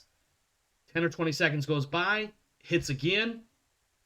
30, 45 seconds goes by, another one followed immediately right after by another one. And you know what this feeling is, Pike. Tambatam is taking hits. Yeah. I'm gonna get on my comm. LT, can we drop the ramp? LT says, yeah, get out. You guys need to get into I want to say crash couches. Yeah, well, we know what we need to do, LT. Yeah. I just needed clearance. Yeah, go. Drop. And you don't even get a chance to push a button. She mashes some button up on her end as she's going through her shutdowns. And then you hear her radio to the bridge, that they're aboard, etc. And Pike then gets the quick release on his buckle. Yeah. And then you feel for a few minutes a shift in gravity. And what that shift in gravity is the main engines are kicking in hard, like overdrive almost, to break contact. It is competing. Like those two forces are competing. The artificial gravity of the deck plates and the gravity of the main drive acceleration, and they're competing because normally the artificial gravity would what's the word I'm looking for here? Stump it. Does that make sense? Like it would cancel that. It'd be able to compensate. Thank you. Yeah, and right now because they're like desperately trying to get away from this ship so they can move, like they have other priorities, I guess. But it's like this for like an hour before it finally settles down, and you hear. So I think at least like during the very beginning, like when while the ramp is dropping, Pike hits the quick release on his harness, and he walks right over to Wescott, hits hers, grabs her by the armor, and like headbutts helmet to helmet. You good? Yes, Sergeant. And then she pops up and starts pulling her people up too.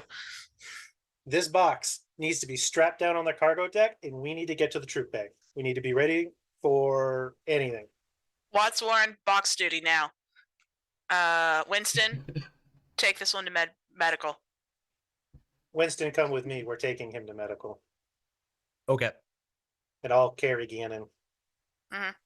It is a Alright. rocky shuffle walk that you do, by the way, because as the Tamatam is trying to get away from the UPP ship, it's taking a few more hits along the way. But like I said, ultimately, about an hour or so later, things settle down, and then finally you hear the unmistakable voice of Zimborski.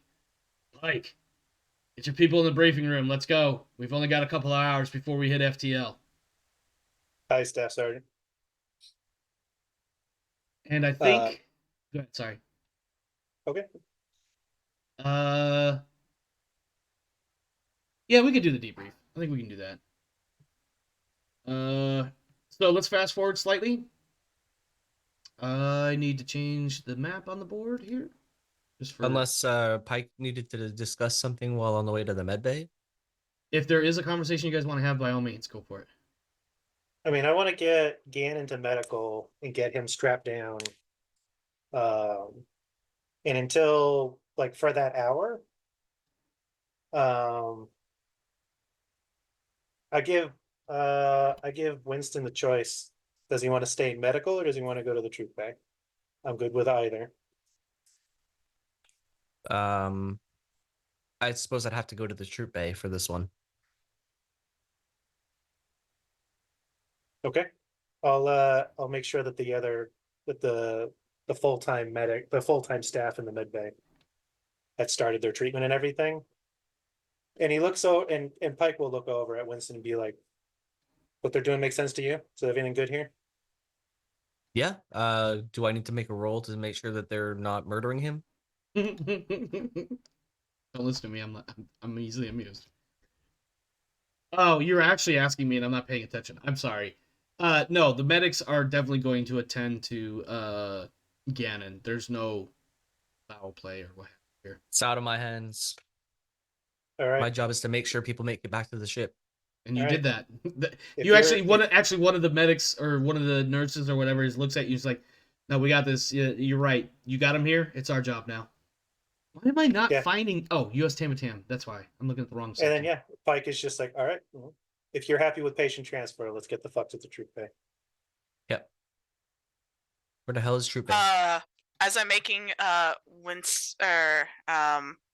and Watts strap this down, I go running and raid the cargo cabinet for the hazmat tape so I could run back and wrap this shit down in acid hazmat tape.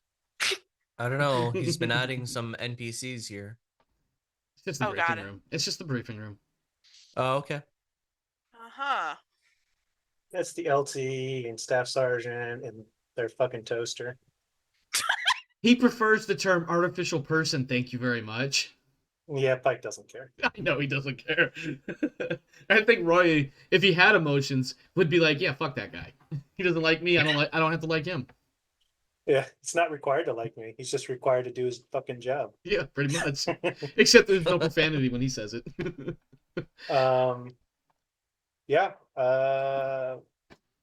Cool. All right. That's all that I wanted to do. Otherwise, we're ready for either, being shanghaied into damage control or border repelling or whatever. No. In fact, what you get is Zimborski greeting all of you as you enter the briefing room. And he says, well, I don't know how the fuck you did it, but you made it back. And somehow the Tamatam's still in one piece. Well, minus some armor plating. It was tough, but they did well. Yeah, you and I will talk briefly about that. Let me give you a heads up. Main thing is that was the... Oh, God, I already forgot the name of it, and I didn't look it up. Give me a second. What is the name of that stupid ship? The Vo-Win Gap. That is going to be a major problem because it is not likely that we can shake them even across FTL. They will most likely figure out where we're going based on our last bearing. We may be shaking them for a while. That said... I put everybody in the locker area, didn't I? Yeah. Whoops. My bad. Easy fix. Yeah.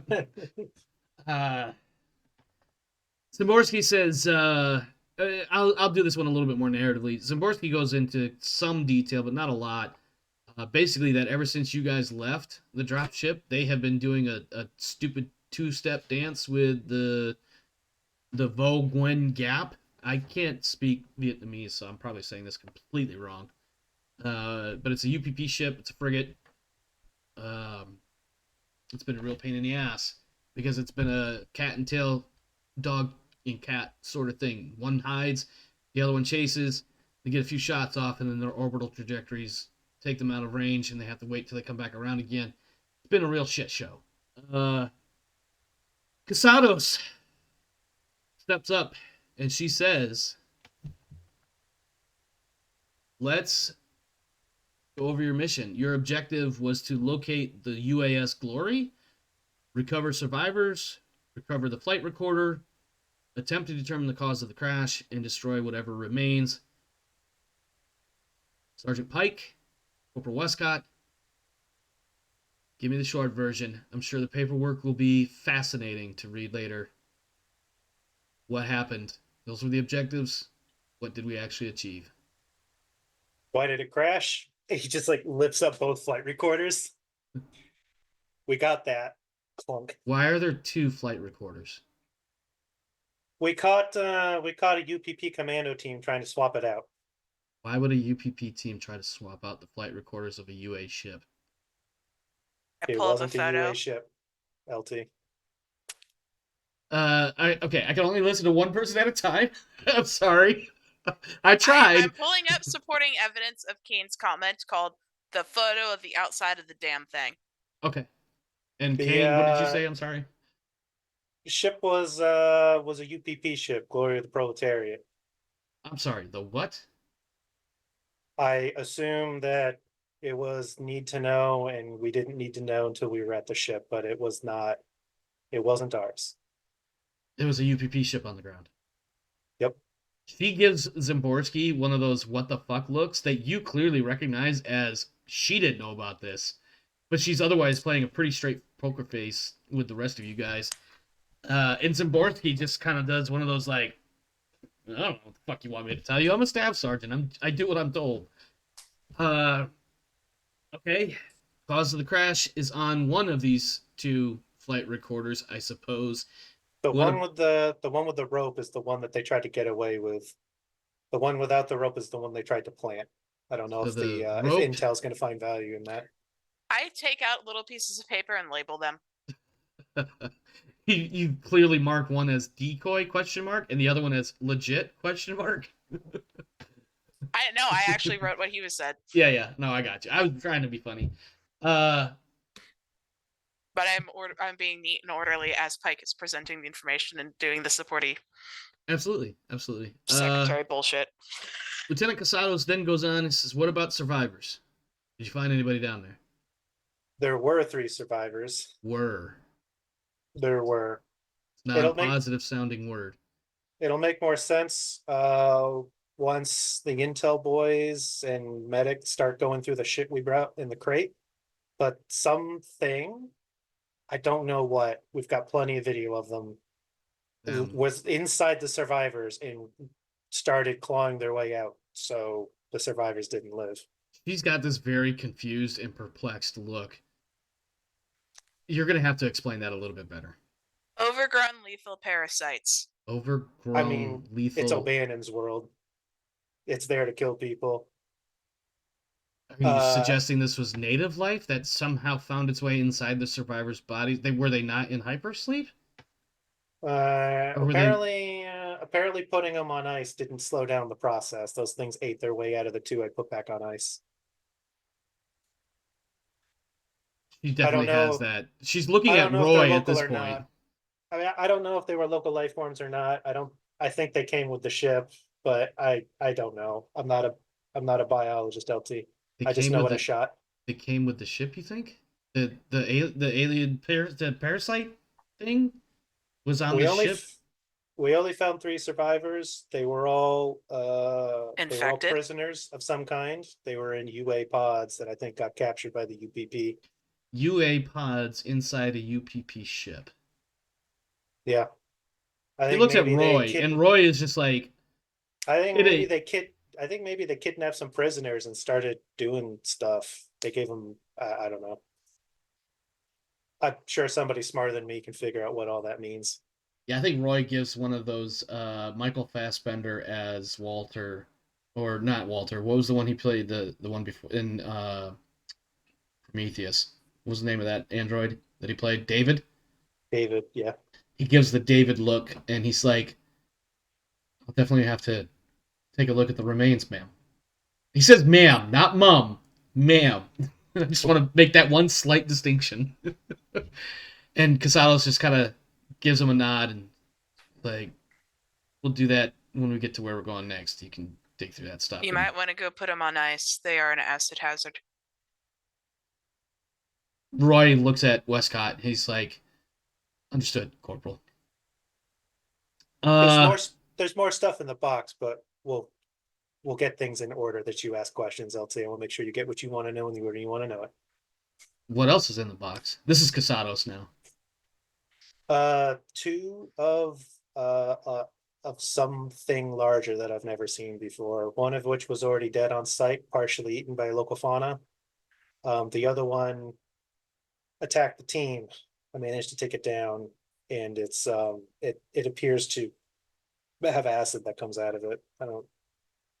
I've never seen it before. It was big. It was bug-like. Both of the unknown creatures had acid. But we brought it potentially related. But we brought it back. That seems So like the something we thing ought to that know jumped about. out of the survivors. Hold on one second. My son needs me. Give me 1 second.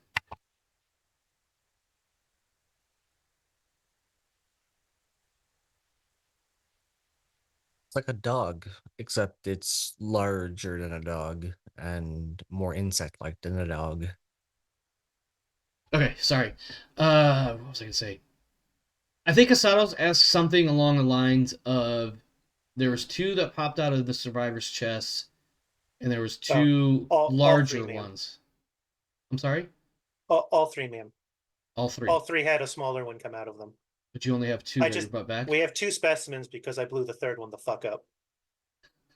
I think she smirks a little bit when you say that, and she's like, okay, all right, that. And she looks at Zaborski, and Zaborski's like, I mean, it's Pike. What did you think he was going to do? And then he just like subconsciously touches like the weeping cut on his face with a shrapnel hit him. yeah. And then Casados looks back. One that I bandaged up because Pike was going to ignore it. Yeah, I remember that now. All right. And then Casados says, okay, so we have two little ones. Of the three that popped out of these people's chests, they seem to be very similar or related to two larger ones, but we don't know where those came from. One of them I found in the computer core, partially eaten. Okay. I think maybe the general wanted us to find stuff that the UPP was doing to try to help out. I mean, if they've got these critters running around and one of them got loose on the ship, that might have crashed it. And that might have been the one I found in the computer core. That's an interesting hypothesis, and that's Roy saying that in that monotonic, whatever. Well, having shot one, let me tell you, I cannot imagine that thing walking around the ship and not fucking it up. If Roy could smirk at that, he would. Actually, I think he does, but it's a cold, blank smirk. There's like zero emotion on it. It's just a replication of the facial muscles moving in appropriately. And then so that takes care of the survivors and the flight recorders that we're going to have to sift through to figure out what the hell was going on of a ship that was not the one that we thought we were being sent to recover.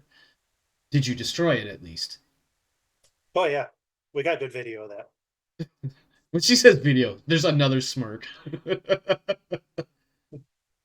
Let's see. So we've at least denied any future value to the enemy. The UPP assets. We did learn that the UPP team that we ended up fighting down there were Black Rose. Black Rose. And Roy also Black Rose. Zimborski speaks up and he says, it almost sounds like some sort of special ops unit. Sort of thing. I remember a couple of years ago, I overheard a few people talking about him. I guess it's one of their Spetsnaz equivalents. one of I those don't even know if jokers. Spetsnaz exists in 2180s or whatever year this is. Yeah, or it's some equivalent. He's just like, yeah, Yeah, I mean, it's yeah. it's I just used it uh, as a reference point, but yeah. So basically, but he's it's just the like, yeah, I mean, UPP version it's of all the special forces fuckers out there. yeah, he's just like, yeah, you know, a couple years ago, I heard a couple people talking about him. I guess it's one of their soft teams or something. Indeed, interesting But that we they would be here. Why would they be here? This is a nowhere. There's nothing here. apparently a UPP ship with UPP critters on it. Sergeant Pike. The tablet. There's a tablet. Oh, right. And he pulls out the tablet we took from the commandos. Their I'm team very leader had this. I chime in. I very carefully did not touch that because I figured the geeks on the ship have both better Casados Why- takes it. skills. I mean, I'm reasonably certain most of this brief is going to be classified anyways. There's no reason for us to know more than we ought to. Clearly, we weren't supposed to know much going into this, so Yes, and we didn't touch it. I'm not particularly thrilled about sending my Marines into a situation with incorrect information. She takes the tablet and she just kind of she does the as if it's a school book, and so she tucks it under one arm and she holds on to it. And then Casados and Zimborski both kind of look at each other for a moment, and they have a significant NPC moment there, and then they look back to you guys, and is there anything else? Any other information that might be useful for our further operations or for General Vaughn? Well, we took out the dropship. We killed that team to a man. So, How many? let's see. I There was hung up six in three the. guys It was and then six the in the. six guys. Yeah, there were six in the ambush. There was 3 in the woods. We killed at least 9 on the ground. An unknown number of bodies burned in their dropship we shot down. And through all of this, literally a few scratches. How? And then she just stops. She's like, "That is to be commendable." And she looks at Zimborski. She's like, "I feel like there should be some sort of award being presented for such bravery and ruthlessness in battle." I'm sure Staff Sergeant and I'll give my recommendations. Indeed. And then Casados takes a moment. She looks at Roy and she looks. Oh. We brought your requested escort back. They happen to be in medbay at this time.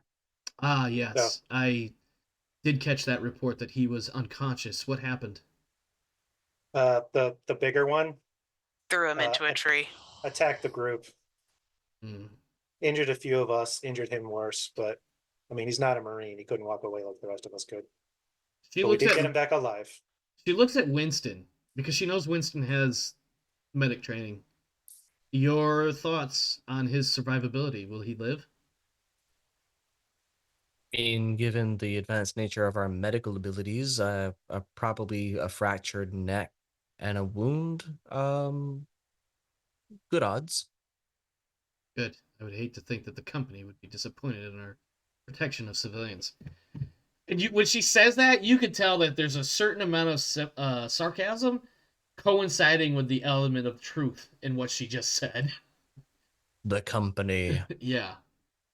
And then she looks at her 2 compatriots, and there's kind of like almost a shrug between the 3 of them.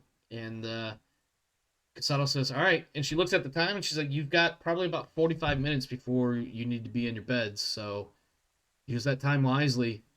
Roy, let's go look at the cargo deck." And she leaves Zimborski with Pike, and she's going to Zimborski is going to look at Pike, and he's going to say, "You and I need to talk." The rest of you hit the showers and clean up. Yes, Sergeant.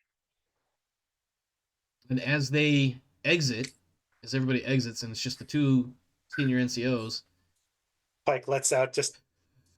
Yeah, I figured. I feel like that's absolutely now that it's just appropriate. the 2 of them, he's just like, he lets the tired come through. And he just looks at you, and he's like, "What the fuck happened down there?" Gannon knew a lot. He wouldn't say much. I figured maybe it was because he was classified, but we didn't have a fucking clue what we were doing.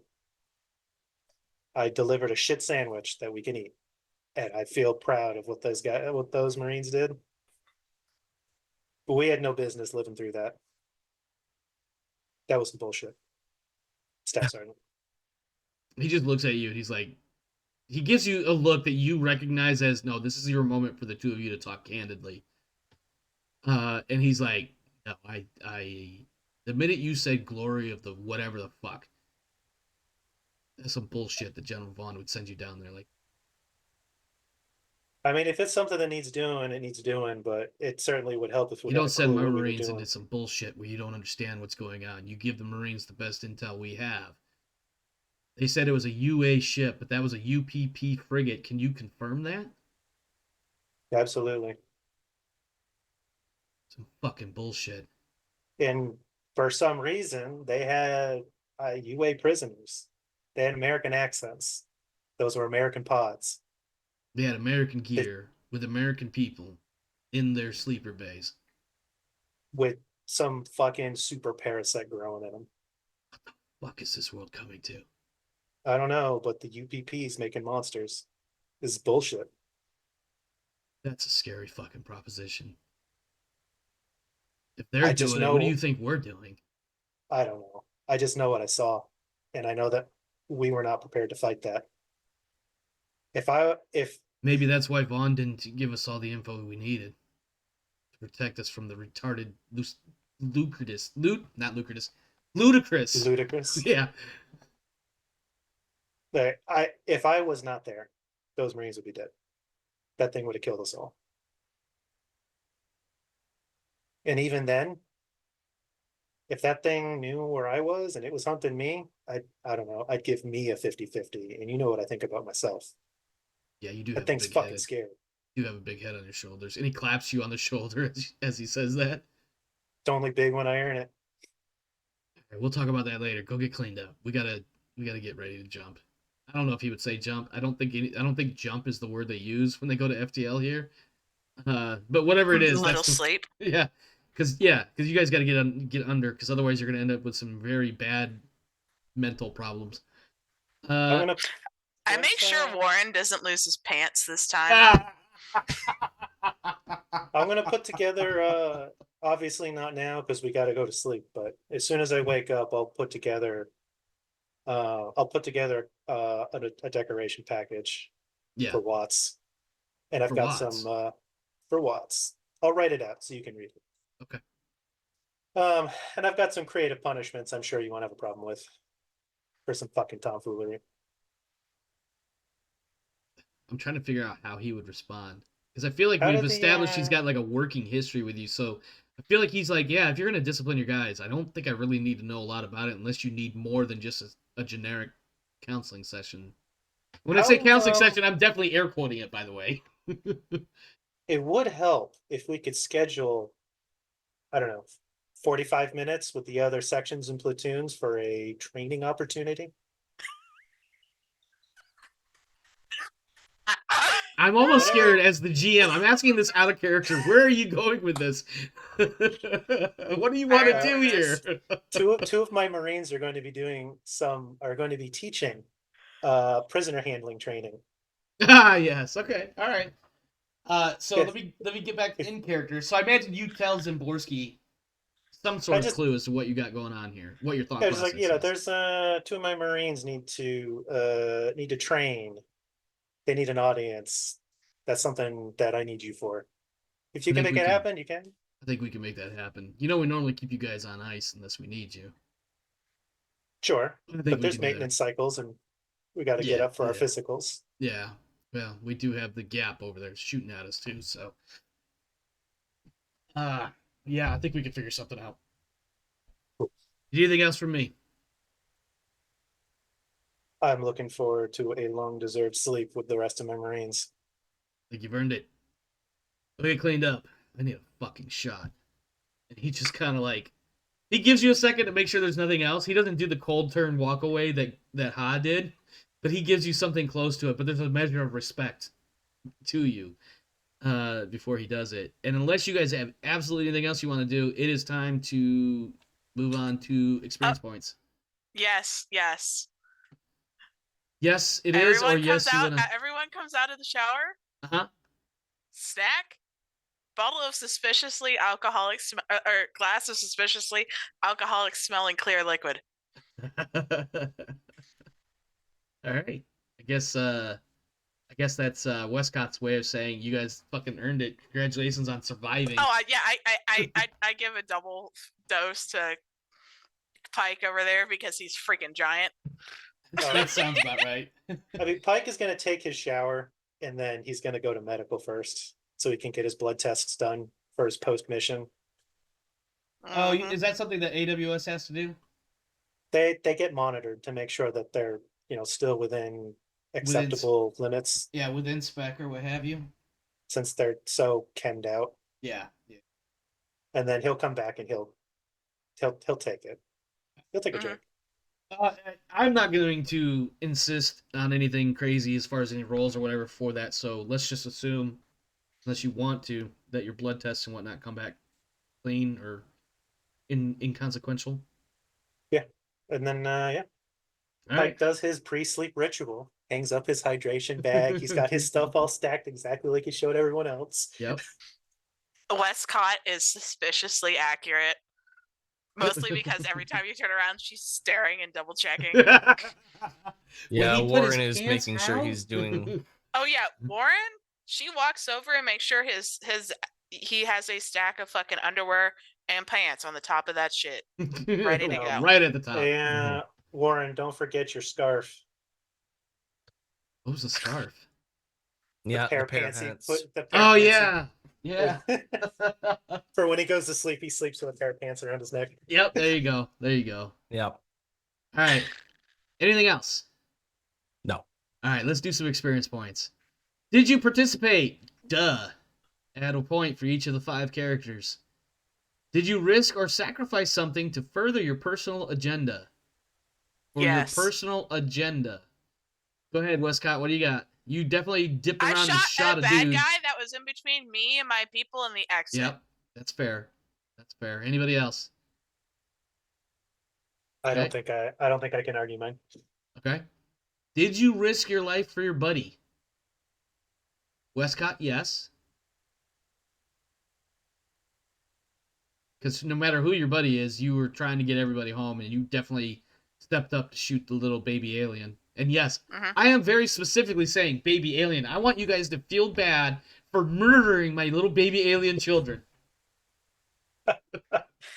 I regret to inform you, but you probably should become less emotionally attached to your minions, for they shall die. I'm going to remember that you said that when your character dies and you get upset about it.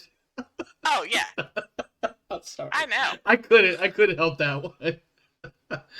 Let's see. Did you risk your life for your buddy? Did you challenge or stand up to your rival? Give me one quick second. All right, sorry. Love you. Love you too, buddy. Did you challenge or stand up to your rival? I think Winston, to some degree, did, no matter how that role resulted out. You had definitely addressed. You think so?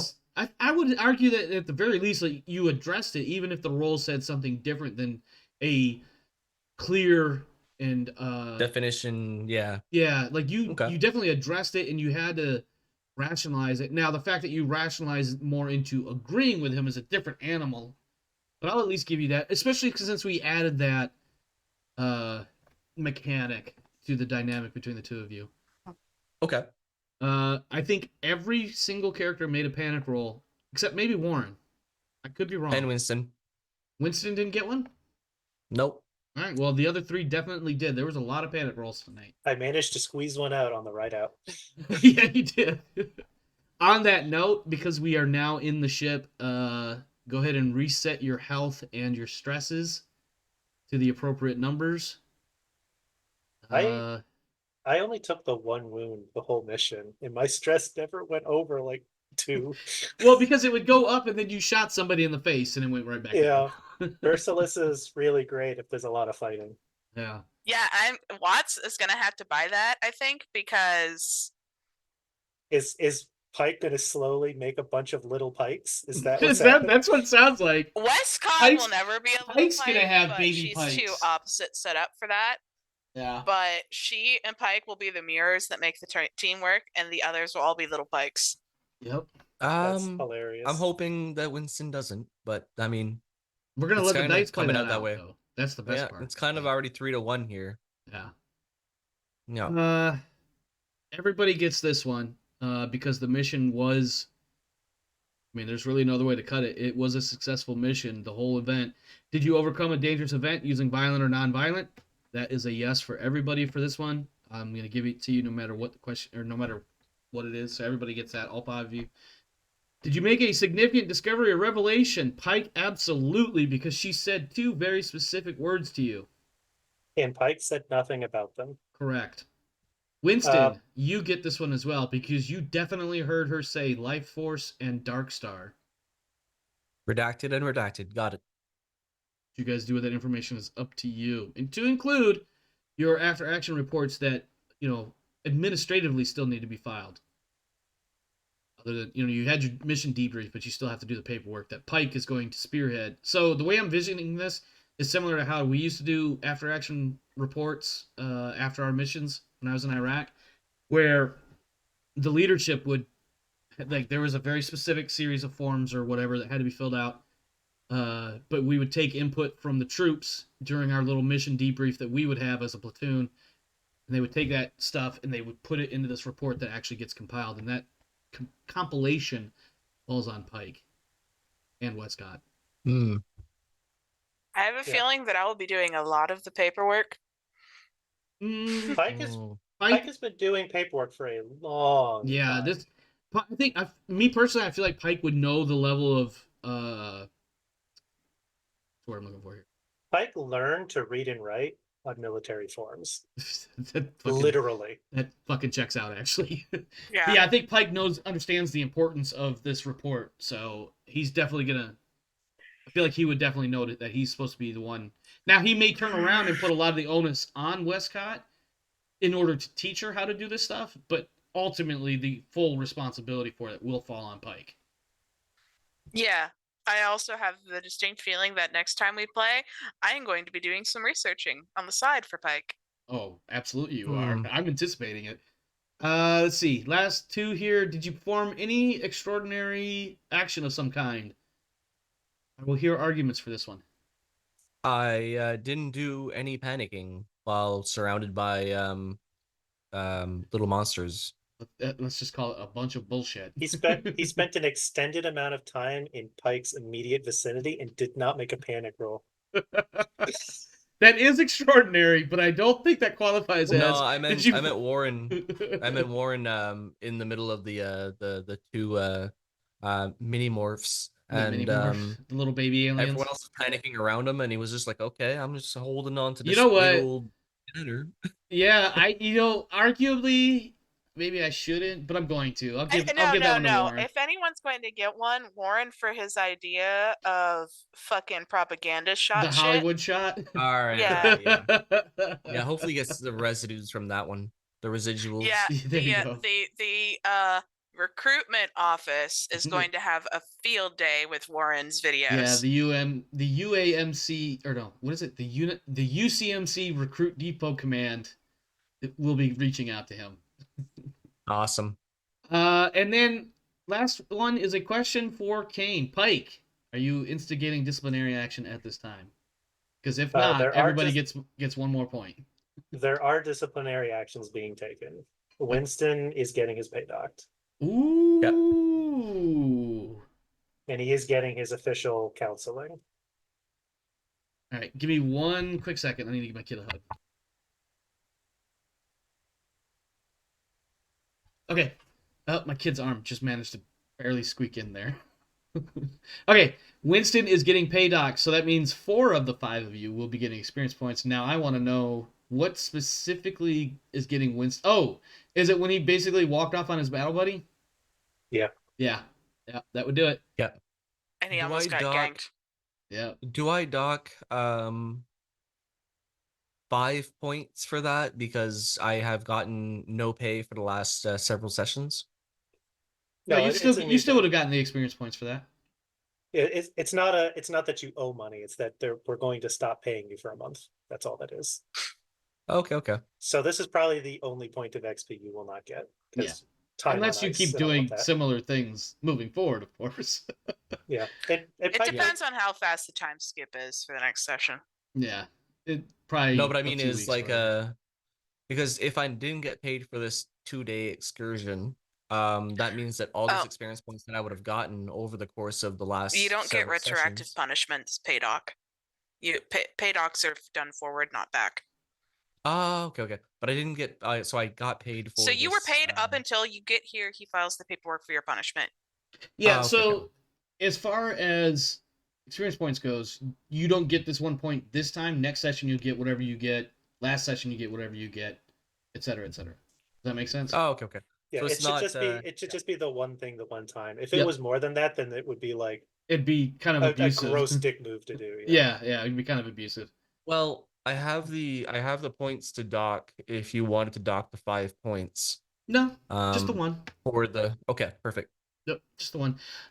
Before we move into outros, I need everybody. You can type /roll 1d6 -1, but I need one from each of the three of you, please.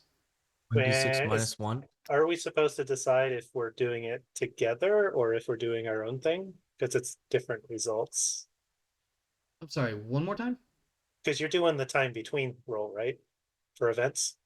No. Oh, This is okay. this is totally separate. Okay. We just need a 1d6 -1 from everybody. This will tell Oh. me. I It's- forgot to -1. I have a 1. Okay, so 1 for you. A 5 for you. And another 5 for you. That's 11. 11 divided by 3 is 3.6. Yeah. It rounds up to 4. Okay. And no, I'm not going to tell you what that's for. When you said events, was there like a in-between mission event table sort of deal, like downtime kind of thing? Yeah, we can talk about it if you want. But there's tables for that for the time that we spend between missions. Gotcha. Okay. I will. Is that CMON or is that in the core? It's CMOM. Okay, I'll take a look at it when I do my prep. Let's do some outros. Let's get some feedback. And because Rodance called me out, we'll start with Kane this time. Kane, give me some feedback. You can include not just this section, but the mission overall if you like. But the Blaze of Glory mission, tonight's episode, and any other outro comments you would like to make. I'm really enjoying the ridiculousness that is Pike. He is pretty amazing in that. This is so fucking outlandish. Yeah, it's great. I'm really enjoying it. I really enjoyed how we managed to, over the course of a very long mission, set up for some between mission drama and stuff to happen. Yeah, which I think is cool. I definitely, personally, I have definitely enjoyed some of this, like the interplay between some of the characters and the dynamics that are forming, and how I, as a GM, not necessarily exploiting it, but like how I can kind of nudge and poke here and there to get a good narrative thing going for this campaign overall, but especially right now. I'm definitely enjoying that. Yeah. Please continue. I mean, it's a good time. I'm looking forward to. We barely did not lose. There was a number of times where we were close to potentially losing somebody this mission. Yeah. Not just the Ganon thing, but like the Marines themselves. Yeah. I'm surprised that we didn't have more than a couple of points of damage, I think, total overall amongst the players. I mean, it doesn't take much damage. No, it doesn't. That's the thing. It doesn't. Go ahead, Rodance. What are you gonna say?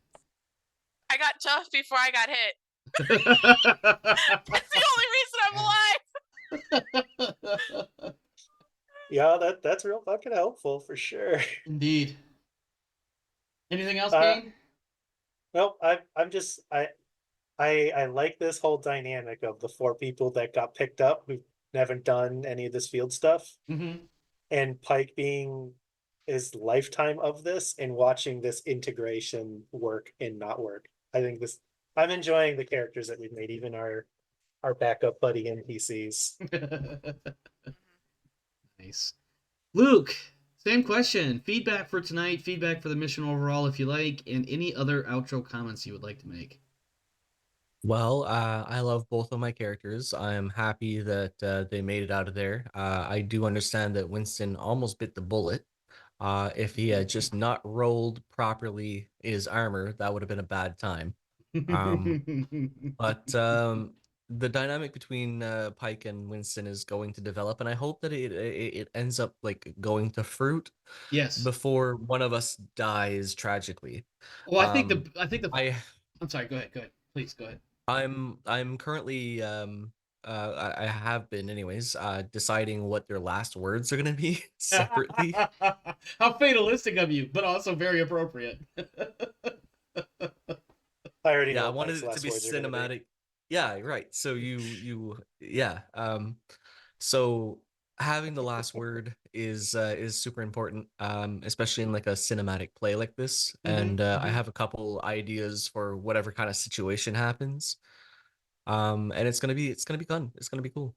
I think you mentioned, this dynamic between Winston and Pike and what happens if one of them dies before it's fully realized. And I think the one that survives, depending on who goes, obviously, because it's going to change a little bit on how that plays out. But I think the one that survives, uh, it could potentially be nothing, or it could potentially be a bit of a mind fuck. I think if Winston survives Pike's demise before this thing gets realized, I think that might just nudge him further down the path of becoming like Pike. Yeah. Because he'll see, how did Pike survive so long, and how he may have even gone out, and what was Pike attempting to do in those last moments? Was it to save the squad? Was it to complete the mission? Whatever the case might be, and how does that turn? How does that catalyze in Winston? How does that change his mind, his worldview? And that's the thing, like, even though Pike would not be there, I wanted to continue having kind of that split between Winston and Pike. You will always have Pike's voice in the back of your head telling you that when in this moment you should be doing this. Yeah, and then I could continue doing the roles and seeing if I succumb or not. Yes, and that would be even more amazing in your own character's mind, taking this snapshot of what kind of person Pike is, pushing that image further down than what it really was, and then trying to live up to those standards. Yep, because I've only seen him in the one instance where we did a cakewalk. Yeah. And it was because of his violence and his ability to function under pressure and stuff like that. So it makes sense. Yeah, indeed. Anything else before we shift over to our other player? No, I'm really excited to see how this turns out. Me too. I'm excited to see how Warren evolves. Oh, yeah, Warren. Warren, the redemption arc. That's my god. Oh my god. I'm so looking forward to seeing how that plays out. Or not, as the case may be. So Warren for some reason has the most amount of luck in this party. He's somehow like keeping everything together. He somehow faced up against 3 prisoners who wanted him dead and was like, nah, I'm just gonna keep living for a little bit longer. How he did not get murdered when he's got those 3 guys around him without and also did not shoot any of them. Yeah. Kept his cool for all intents. Yeah, exactly. Kept his cool for all intents and purposes. And then here comes Murder Hobo Pike. I mean, it worked. The Master Chief was selected to be the Master Chief because he was the luckiest Spartan. There you go. Not because he was the fastest, strongest, or smartest. So I got a couple last words Hold variants for him. Yeah, I know. Okay. I'm not saying them I'm not saying them yet. Yeah. No, I don't want spoilers. I want to experience it raw, unedited, naked. No, I won't be naked, but you know what I mean. I want to feel all of that in the moment. Yeah. So I mean, Warren has the makings of like somehow surviving most of this, or at least dying tragically. Yeah. And I just love that. I love the idea. It's either going to be something absolutely horrendous, or he is somehow going to mouse squeak his way through everything. But I mean, just as far as talents are concerned, right? He does have Watchful, which is really good against the any of the little beasties. Mm-hmm. He has fast reflexes, nerves of steel, and second wind.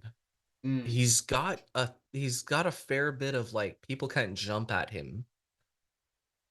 You know what I mean? So he's gonna have some kind of edge on most combats. It'll be interesting to see how this plays out. Yeah. Rodance? I think all of our characters have second wind now, so it's going to be harder to kill us. Yeah. Yeah. I hate you guys for that, by the way. Yeah. Rodance, comments for tonight, this mission, any other outro comments, please? I honestly, Watts's big chunk of his agenda points comes during downtime, because his personal agenda is quite literally downtime is the best. That's right. He's the one that always wants to get a drink or something along those lines. Yeah, he's the one who wants to do downtime things constantly. Yeah. So this section of RP during downtime is where he'll be getting his agenda points from. Okay. And he'll get much use out of his signature item of deck shuffling over there. His deck of My cards. Wescott just walks around with a cat plushie. That her sister gave her, right? Is that what it was? You have siblings. Siblings, yeah. They're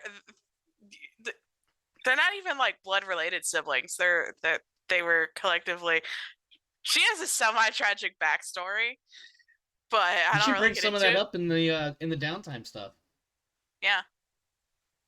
Let the viewers. She grew up in an others... orphanage. Her siblings are the other kids who were there. Yeah, absolutely, absolutely, and that you could end up having a distressingly interesting conversation with Pike and find him a lot more relatable. Yeah, there's definitely a certain ground of commonality between orphanages and the AWS in that regard. So use the tragic backstories while you still have the characters. Yeah, exactly. Exactly. Just be careful, because the episode you get it in is probably the one you'll die in. Yeah, that's the death flag. Yep. Yes. Can we death flag in the middle of downtime so I just get axed by an accidental cryo sleep failure instead of dying because of bodyguards? So I fuck everyone's death pool up. Waking up in the middle of FTL transit and getting hit with NDDs and running face first into the wall until your skull crushes itself. Yeah. Oh, jeez. Yes, I would avoid all the death pool points then. All right. Anything else? Anybody? I just wanted to note that I started watching the Alien series again. Yeah. Yeah. I started me and Letos on the 1979 one. Mm-hmm. And we were laughing throughout the entirety of the landing sequence of the first movie, because it's pure ridiculousness. The ship is just like slowly coming down, and I mean like as fast as my hand is going down. Oh yeah, and they're like, yep. Yeah, with the Christmas lights on the bottom. Yeah. They couldn't even make straight lines. No. So, but we watched it, and then we're gonna move on to the next one, and the next one, and we're gonna try to finish like the Alien versus Predator series too, and it's gonna be fun. That sounds like a good time. Yeah. All right, my friends, we are getting out of here. Thanks for stopping by. Thanks for hanging out. Hope you enjoyed the show. If you did, please consider all of the buttons, the likes, the follows, the subs, the whatevers, both here on Twitch and, of course, on YouTube. But the most important one for me, other than the fact that I have a new car payment, so please give me money, is getting into the Discord community. The link for which, or the invite, is in the description for the video below, or !Discord during a live stream. What do we got coming up next? Saturday, 7:30, somewhere in there, PM Pacific. It is our Star Wars one-shot, possibly one day becoming a campaign. We'll see how that turns out. But it's led by Grimdark James, and I think this week we will be, I believe we're wrapping up character creation, and we may even actually start role-playing. I don't know how that's going to work out. As I said, I'm not GMing it, so I am just another player, so I get to follow the lead, which is always a fun time for me. Because my forever GM status is finally gone. Because now I'm in 2 shows. But other than that, come back. We did finish Solasta. The campaign for Solasta with Friends ended last night. If you haven't seen the video, it is on YouTube. We spent probably about 20 minutes doing the final fight, and then about another 30-ish talking shit. Because that's what we did throughout most of the campaign, was talk shit. Let's see. Beyond that, of course, we'll be back next Tuesday. Do keep an eye out on the YouTubes and the Twitches. I do have a Megamet campaign in planning that will be replacing Solasta. That will be starting sometime in the next, guesstimating, a month or so. I am working on a few other projects as well for new content to be coming out later as time goes by. So really the best way to find out about all this stuff is getting on the Discord. That's really the best way. Get in there and hang out with us. In the meantime, we are out of here, my friends. Oh, thanks, Luke, for the sub. I appreciate that. Thank you, sir. In the meantime, what the hell do I say? Oh, yeah, stay safe out there. This world is a crazy, dark place. Luke subbed right there. Really fucked me up. I couldn't remember where I was going. Let's see. Stay safe out there, my friends. This world is a crazy, dark place. So make sure you're doing what you got to do to take care of you and yours. As for me and mine, we're out of here. Catch you next time. Have a good one.